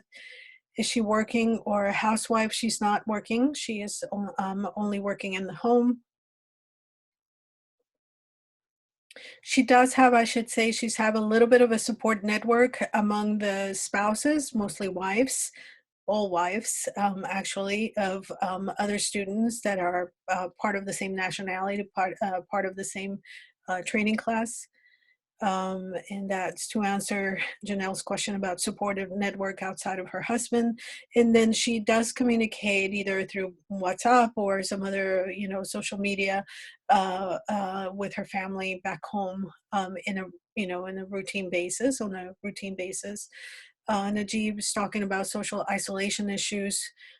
True, again, no English language proficiency for herself. I'm not really sure whether other parts of her support network spoke English or drove cars or had any means of extending their social isolation. Faith, religious outlets or supports. Yes, you would definitely want to know about that. She did describe herself as Muslim in practicing, and the support network associated with that. They are um, um, worship services, both on base and also in a limited fashion in the local community. um, would want to know what is her value system. She may think that another child will solve the isolation, although she already has two. Good point. How many places is she allowed to go in the area?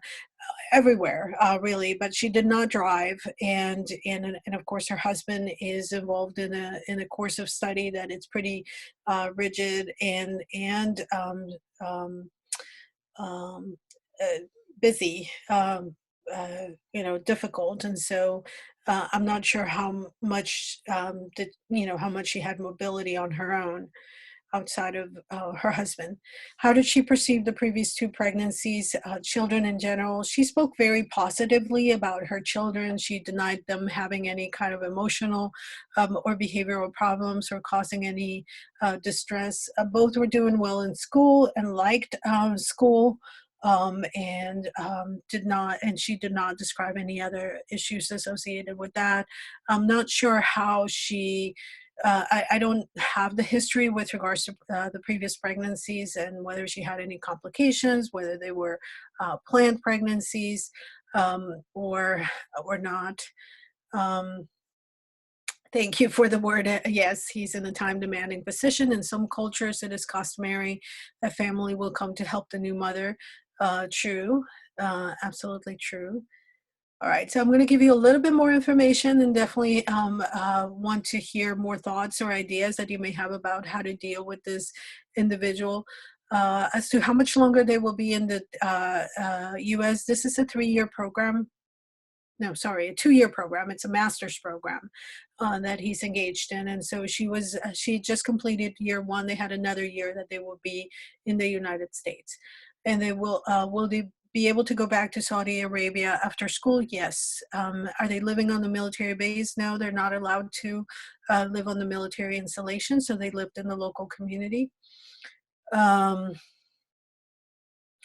Okay, so a little bit more information. The determination was made that she would not be able to discontinue Paxil abruptly without experiencing significant discontinuation symptoms. As I said, from a health perspective, Paxil had caused weight gain. I mentioned her BMI was 32%. She was previously overweight but not obese prior to starting the medication.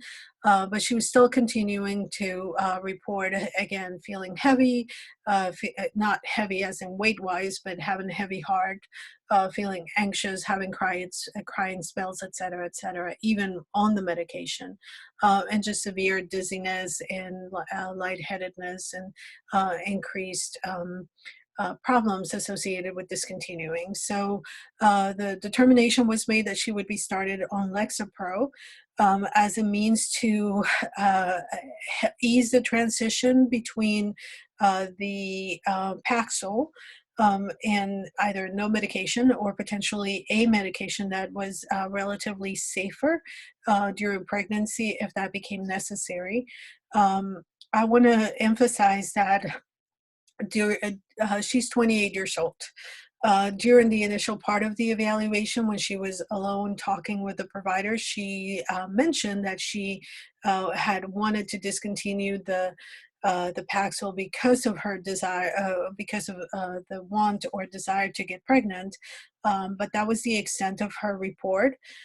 When the husband was brought into the room at the end of the session to discuss the fact that she would be engaged in a slower taper off the Paxil and at the same time started on a new medication, both to ease the discontinuation and also to treat her symptoms, his first question was, how soon before she can get pregnant?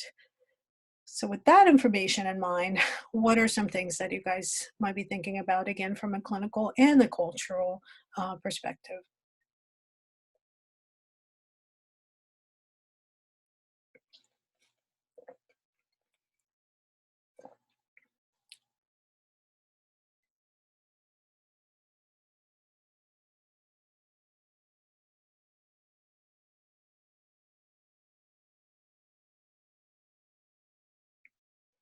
Carmen says it's his idea that perhaps, there's I mentioned a patriarchal society, and then roles of women and men are pretty well defined. Maybe the expectation, not just this idea, but the expectation that she would have more children. And as I mentioned before, her youngest is 9.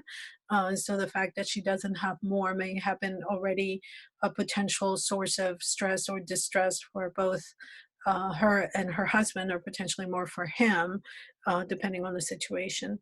How supportive is he of her traditional roles versus more liberal? Hard to say. I have to say, due to, at least initially, due to the limited English proficiency in her part, it was difficult to ascertain what her relationship with her husband was. And also, I think she was reluctant to discuss, she was embarrassed about being seen in the mental health clinic, and she was reluctant to talk about things that she did not necessarily see as relevant to her presentation. By his words and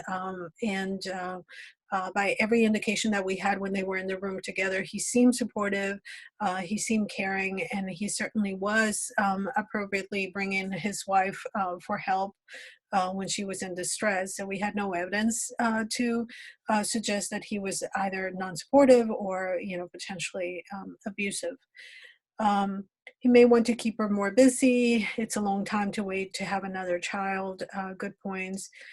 Not that there is anything wrong, but it is not typical. Maybe typical in their country, though. Yeah. And, if you do the math, backtrack, she's 28 years old, has been married for 12 years. Oldest child is 11. That means she had her first child when she was 17, second child when she was 19.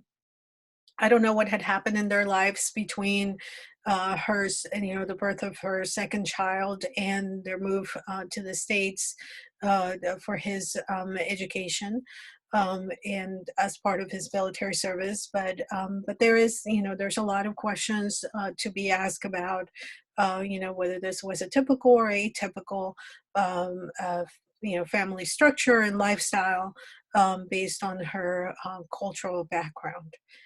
Um, so I will say just a few more things. I have to admit, this was a patient that I saw on the initial evaluation and one more follow-up. Unfortunately, I ended up having to deploy before she was seen again for her third visit. And so she was transferred to another provider for the rest of her care. I did in my notes bring had an opportunity to review the course of her care while she was seeing another provider. And it did appear that she was very keen on getting pregnant again. She had not by the time that she terminated care a year later, and she actually terminated care just before she moved back to Saudi. She was never referred for psychotherapy. Well, let me put it this way. She never accepted a referral for psychotherapy. She was pretty reluctant to engage in anything that was not medical or viewed as medical treatment. And ultimately, she, as I mentioned before, she had not gotten pregnant yet, but she had discontinued this Alexa, or Lexapro rather, just a few months before termination happened. So with all of that, what I want to highlight about this case is, some of the complicated facets of treating an individual who may be very traditional in their role, who doesn't have English language proficiency. The ideas, thoughts about dealing with an interpreter. By the way, the interpreter was always of the same gender. And we also made sure that she spoke the same uh, dialect, I guess that would be the right word. I'm not entirely sure of Arabic versus the compared to the individual, and that most of her care was provided to the patient directly without the presence of her husband, and that was okay. They both accepted that case scenario. Do they have fertility issues? That's a very good question. I don't have enough information to know that that's not the case, but I would assume that that is a potential, considering again the fact that there had been at least 9 years between that there at the time that I started that I interviewed her for the first time, she had had 9 years without conceiving. Um, and this is when they were living at home close to family, and I would assume that she had every um, that they had tried in the past. So that's a very good question, and that's a very good point. And I don't know what it would mean to deal with fertility issues in this culture, and whether or not there would be potential consideration to whether or not they're you know she had fertility issues or he had fertility issues, and what it would mean for the wife to potentially have difficulty conceiving. Again, mostly I wanted to bring up the the difficulties and well, difficulties is not the right word, the challenges and also the considerations that you that may come into play when you interact with individuals of this cultural background in your practice. And again, this is all going to be different based on level of education, level of acculturation, and adherence to traditional versus more liberal values of the mainstream. Okay. So what are some barriers to care in this population? There's a strong stigma associated with mental illness and reluctance to seek services. There's actually not many words in Arabic that describe psychological concepts. And in general, at least in the Middle East or Middle Eastern countries, the education for primary healthcare providers is lacking when it comes to mental illness. There's also a scarcity of trained mental health professionals, so it's not like they could be, folks could be referred to specialty services. Um, and I mentioned the stigma is a very big thing. There's also very few guidelines for treatment. In one reading that I found, many physicians, again to this day, were found to prescribe benzodiazepines as the first line of treatment for depression versus SSRIs, even though there's enough information, again from a global and Western medicine perspective about the use and benefit of SSRIs. Many physicians in the Middle East still prescribe benzodiazepines as the first line of treatment. Um, in this population, there are definitely issues associated with access disparity, whether or not, again, it has to do with stigma or whether it has to do with insurance or use of healthcare services that are, again, in the primary care versus in the specialty sector. Um, Interpersonal relationships and rapport are critical to the way of life and the worldview of Middle Easterners. You should expect gifts and perhaps even consider accepting them. That is one way that they demonstrate the value of the relationship and again, the value, not just the value ascribed to the relationship, but the value ascribed to the help that they may be receiving. Um, a therapy orientation is essential, and what I mean by that is educating the patient on what therapy is and how it's supposed to work, how long it's supposed to last, and what are the expectations of the patient and the provider.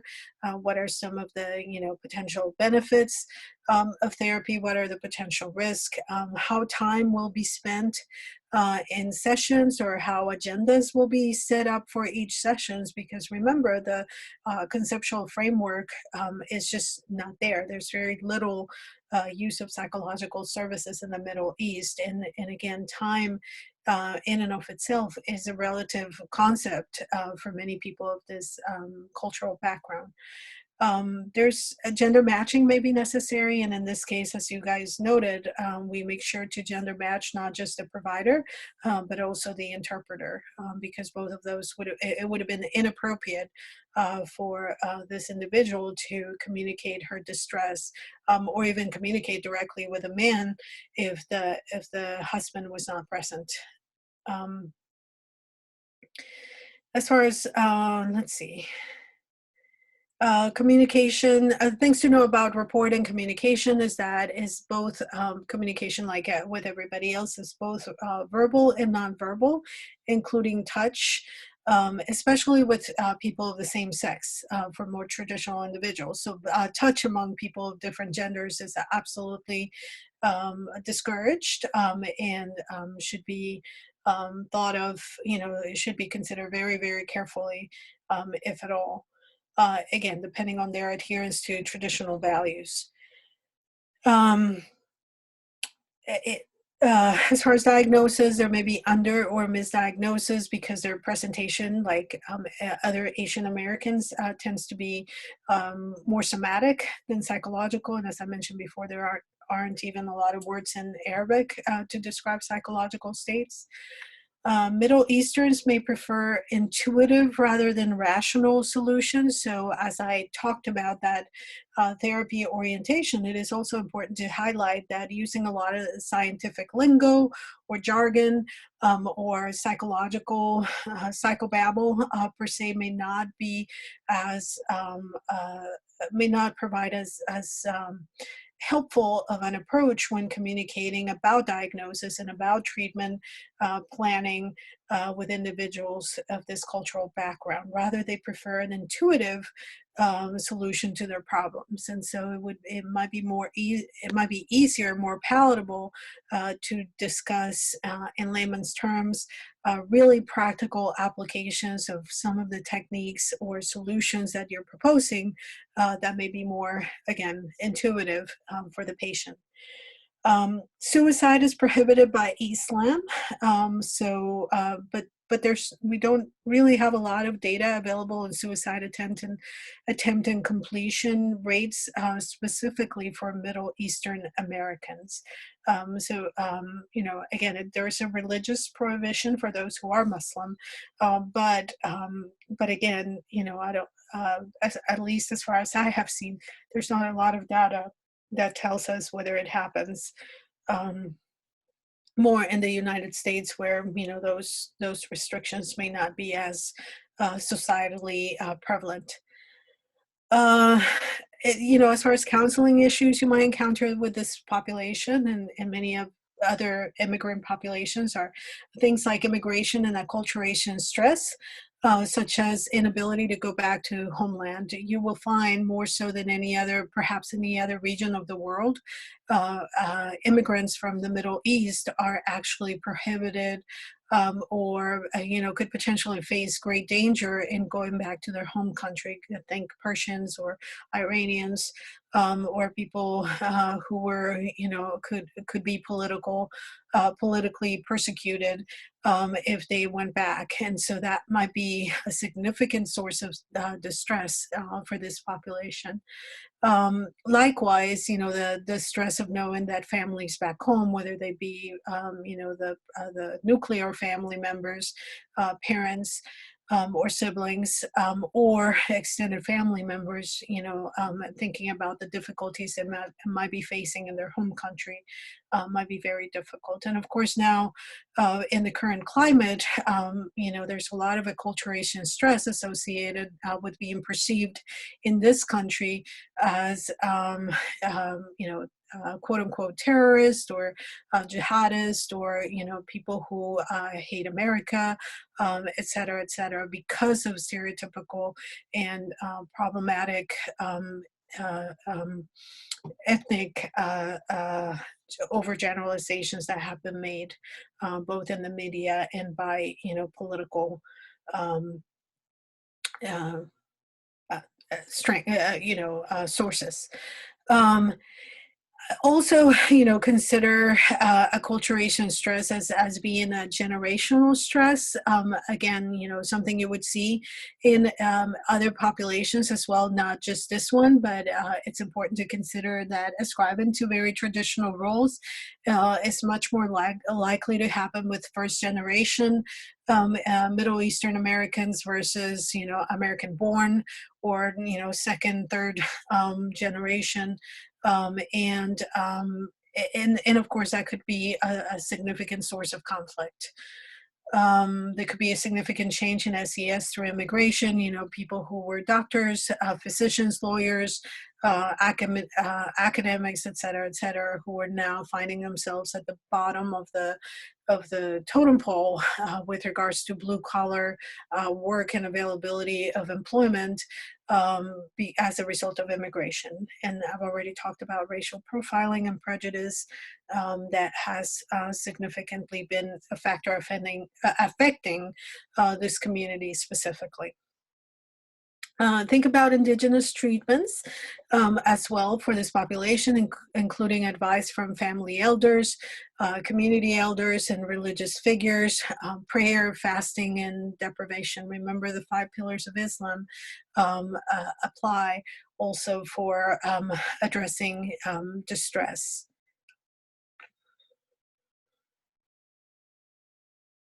All right.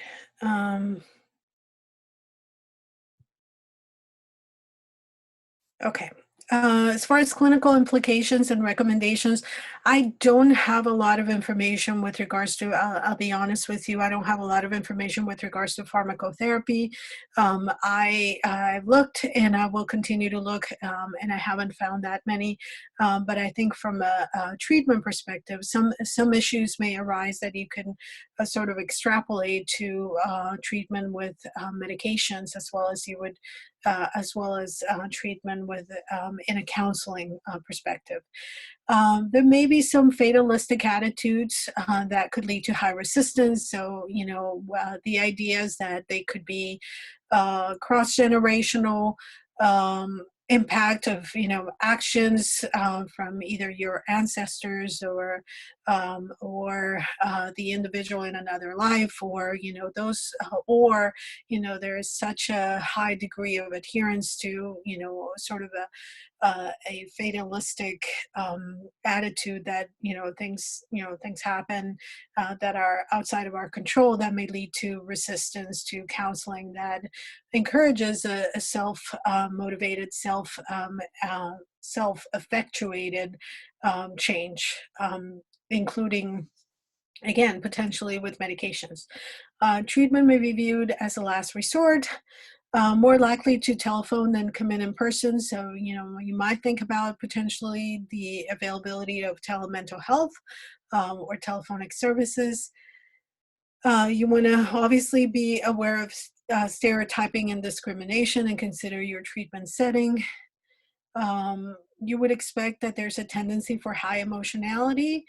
Um, but also that could be limited by strict rules and expectations. So there may be things that you do or not do in public or in front of a healthcare provider, or in a specific setting, or that women can do but men can't. And those are some of the things that may come to play. Um,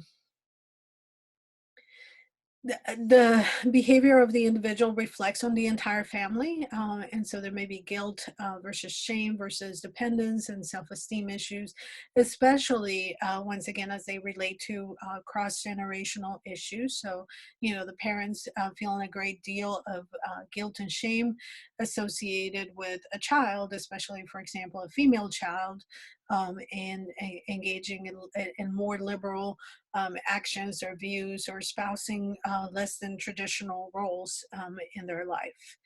Um, and themes of honor and shame are main components in everyday life, at least for more people who uphold more traditional values.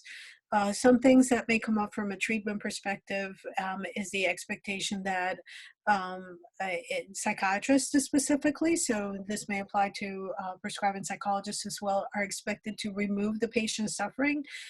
So it may be difficult to expect the clients to do their homework. Also, because of those fatalistic attitudes, it may be considered even blasphemous to plan for the future, and or to lose hope for the relief of suffering.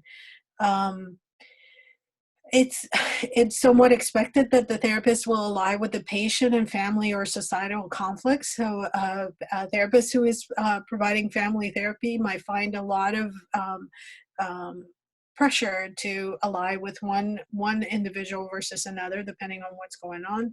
And again, I would expect that in many settings, ideally, the family members would be could be a part of therapy as well. Okay. I have another case example that I wanted to discuss, um, but I think I reversed my cases. So let's actually, no, this is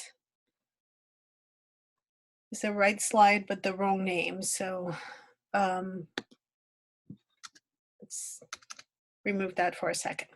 Okay, so I'm going to give you some information, and once again, interested in your thoughts, ideas, comments, and otherwise. Uh, Nina, in this case, is a 23-year-old female college student of Persian descent who presented for treatment due to relational problems. Nina had recently moved in with her boyfriend of 6 months and was experiencing difficulty adjusting to living with another person and the increased commitment of their relationship. She related that her boyfriend, who was European American, could not understand Nina's need to remain in what she described as constant touch with her parents and a little brother. Um, so, and this is not a lot of information, but based on what you know so far, what would you want to know about Nina and or her family's background? And what would you expect to be her family's reaction to Nina's new living arrangements?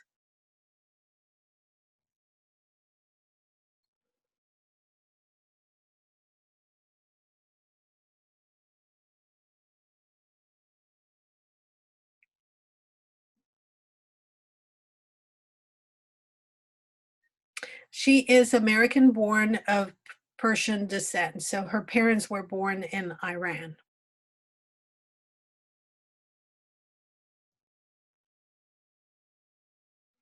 Nina is 23. Her little the little brother is 18 years old. Um, Maribel says, I would imagine they would be surprised. Uh, Heather says, expect they do not approve of those living arrangements. Najib agrees they would not approve for sure. Are her parent here in the US? How acculturated is the family? Both of the parents are here in the US. Father was a physician before leaving Iran as a political refugee, and he has been in the country. Let me see. Let me do some math here. Since the early 1970s, and this is the case from the late 1990s, so at least 18, 20 years at that time. Again, both of the children, so more than 20 because she was born here and she's 23, so maybe 20, 25 years. How acculturated are they? Good question. You'd want to know that. I don't know that I have enough information to answer that question, but certainly something you would want to know about. What does the boyfriend do? He is also a college student.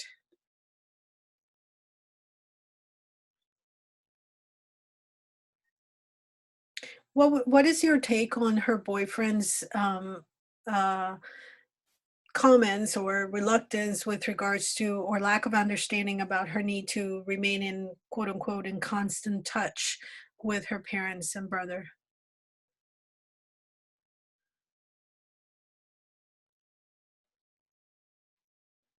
Cultural difference, yes, absolutely.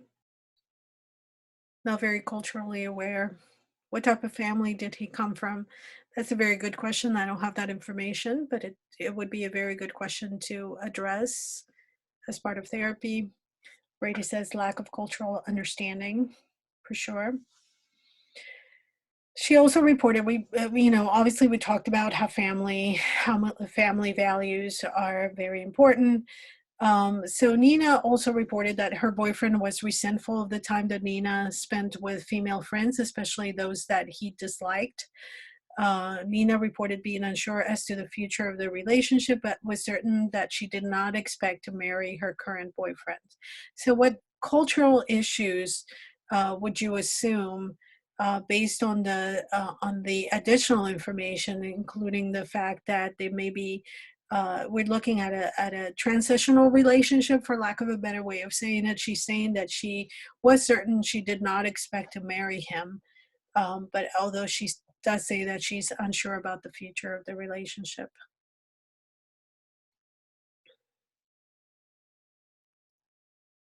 Hmm.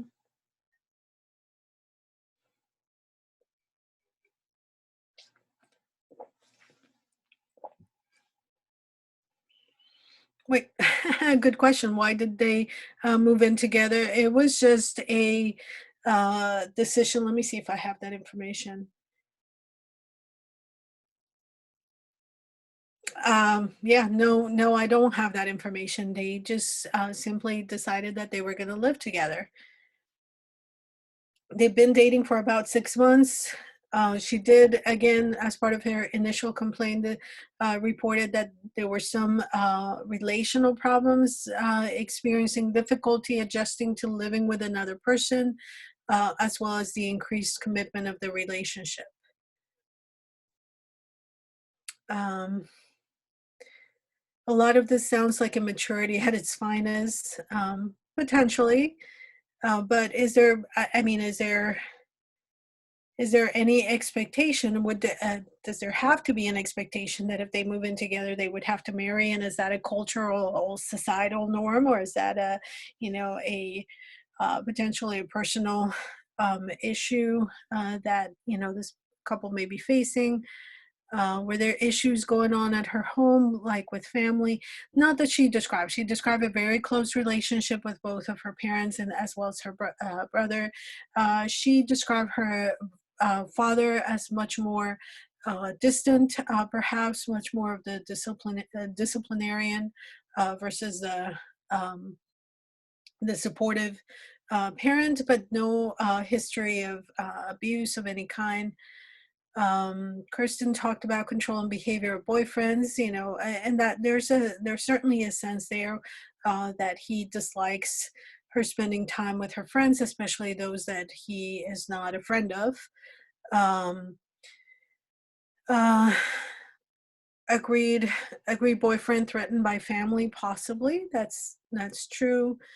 Some people may not share with parents that they are living with boyfriends, seen it many times. True, especially in college age students or college age adults. Is she rebelling against family cultural issues of living with the boyfriend she herself is unsure of? I think so. I think to some degree, my recollection of the cases, there was a little bit of rebelliousness and desire to sort of test the waters of what it meant to have an identity, not just as a Persian American, but as an American and as an independent woman coming of age who thought she needed to make her own decisions. Um, Janelle says, I wonder, um, what are their 2 to 4 year goals? Are they having fun or working towards marriage? Don't know, can't say. Those are important questions. Um, and then, I realize that this is not a case that touches on psychopharmacology again, but I want to make sure to highlight some of the cultural issues that you could face even in a counseling setting. And this was a college counseling setting, by the way, where this person presented for care um, for issues that have a cultural relevance, especially for this population. This is again, intergenerational or cross-generational issue potentially between her and her parents.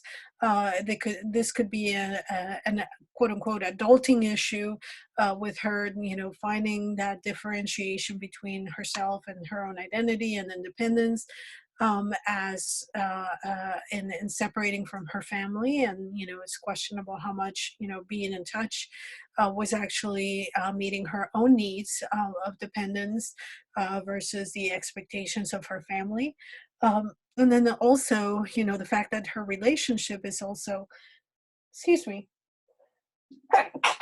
uh, intercultural, raises a lot of questions about, how to deal with this, situations in everyday life and what type of, counseling recommendations you would make. In terms of treatment, do you guys see value in continuing individual therapy versus potentially, family therapy with the parents, or couples therapy with the boyfriend? What are your thoughts about that?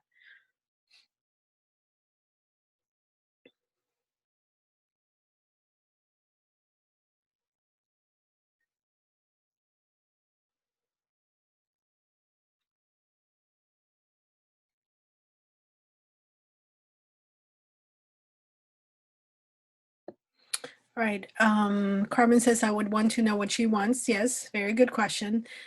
Individual would be Eddie Taylor's choice. Yes, at least initially, you would definitely want to get to know this individual better and find out where she is. And again, is this an identity issue, as in, adopting an adult identity, separate from her family of origin, versus a relational issue, versus, potentially another, condition such as adjustment disorder or depression, etc. Brady says, agree with individual until we know more about her motivation and what she wants. Yeah, good points. All right. Um, okay. Um,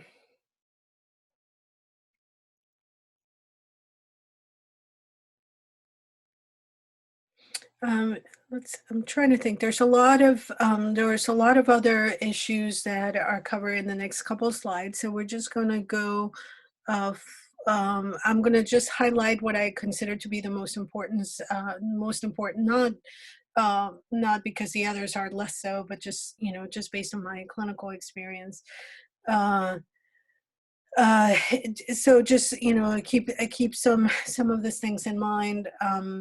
We talked about self-reliance and self-reliance and differentiation are discouraged. And actually, let me take that out.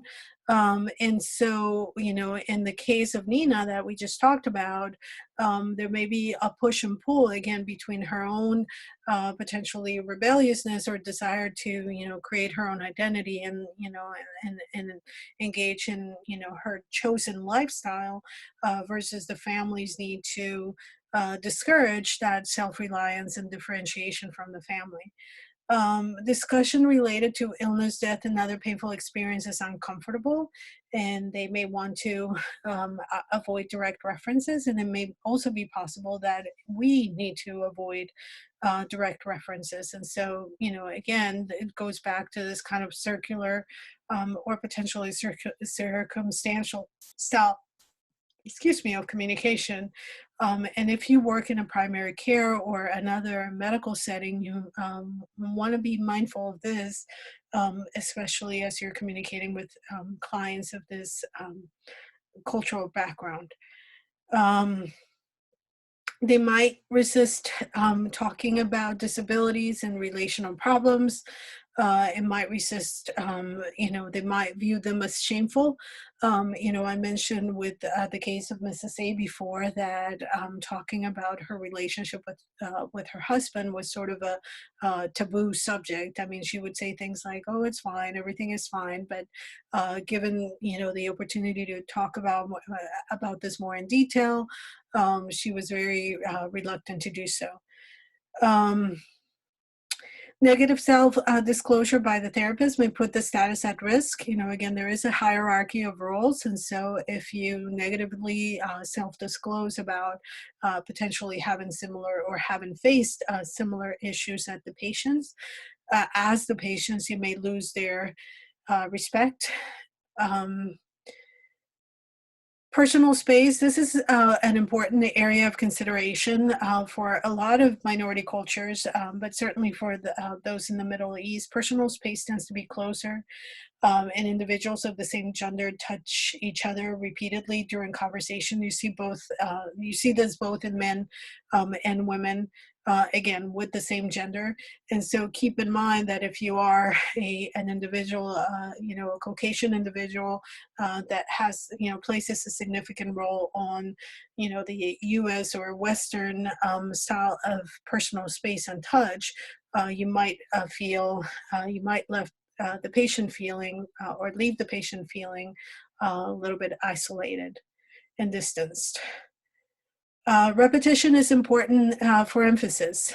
In therapy, you may need repetition for reassurance. Um, let's see.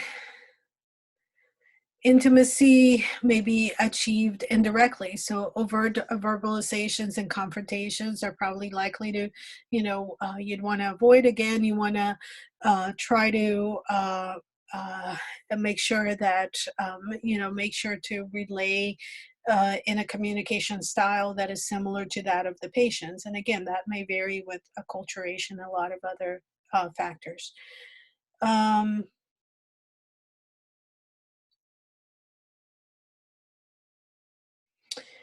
I think the other issues in this slide are pretty self-explanatory. In some guides, as far as the etiquette, some things to consider is, using the use of left hand. Um, Sorry about that. It'll go away.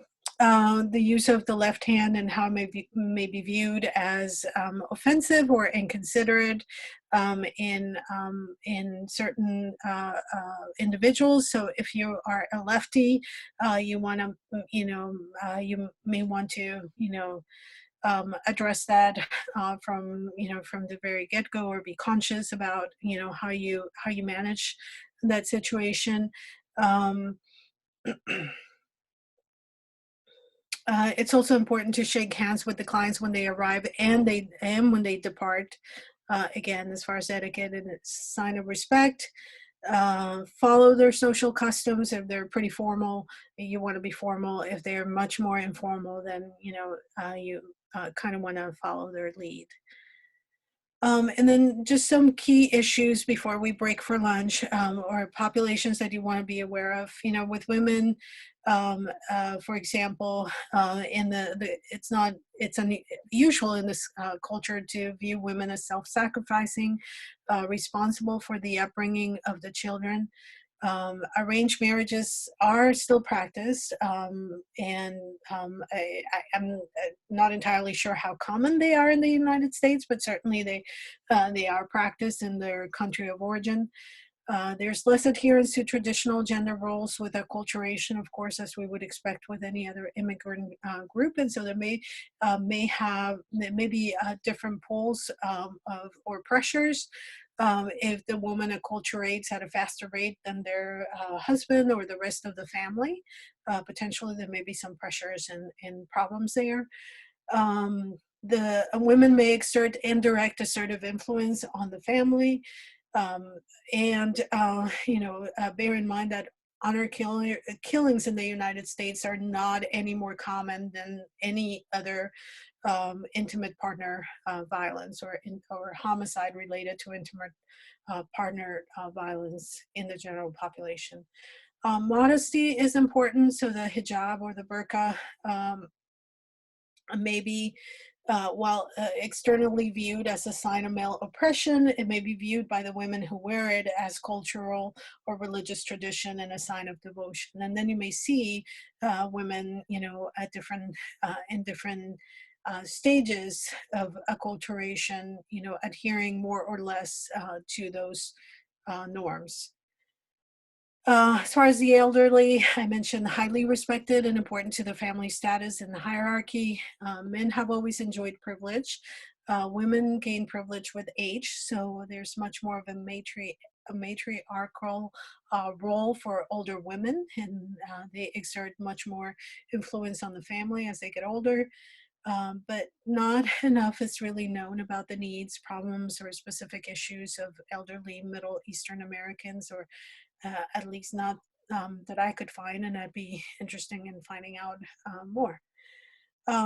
Two key issues before we that I want to highlight: substance abuse. I don't have any numbers that are related to the US specifically, but I did want to highlight that alcohol is not the most commonly used substance in the Middle East, because of religious prohibitions against its use, and also because of you know um, availability, et cetera, et cetera. Um, for example, in Saudi Arabia, 84% of patients that had a substance abuse diagnosis used heroin, 31% used alcohol, and 26% used cannabis, and 10% used stimulants. So again, very significant flip with regards to what you would see in the U.S. with most people who meet criteria for substance use disorder in the U.S. are alcohol. Are abusing alcohol. In comparison with heroin abusers in other studies, more patients were employed and drug use was more chronic. So that's just an interesting tidbit. There is a substance that you should be aware of, and in It's important to talk about CAT. I think that's how you pronounce it. It's spelled CHAT. Is a plant whose leaves are chewed for stimulating effect. It is illegal in the U.S. And not to be imported or consumed.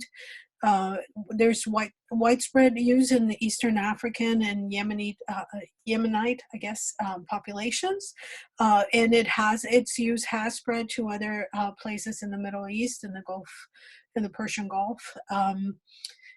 The effects is from cathinone, which is an alkaloid that seems to be identical to dextroamphetamine. So that's where the stimulating effect comes from. It's thought to be pretty innocuous, but in reality, it may cause persistent hypnagogic hallucinations, the hallucinations that you experience as you're falling asleep, and may suppress REM sleep. So prolonged chronic use can lead to some serious side effects, most of them related to sleep disorders. So just something to be mindful of. All right, next population we're going to be talking about after lunch is the Latino population.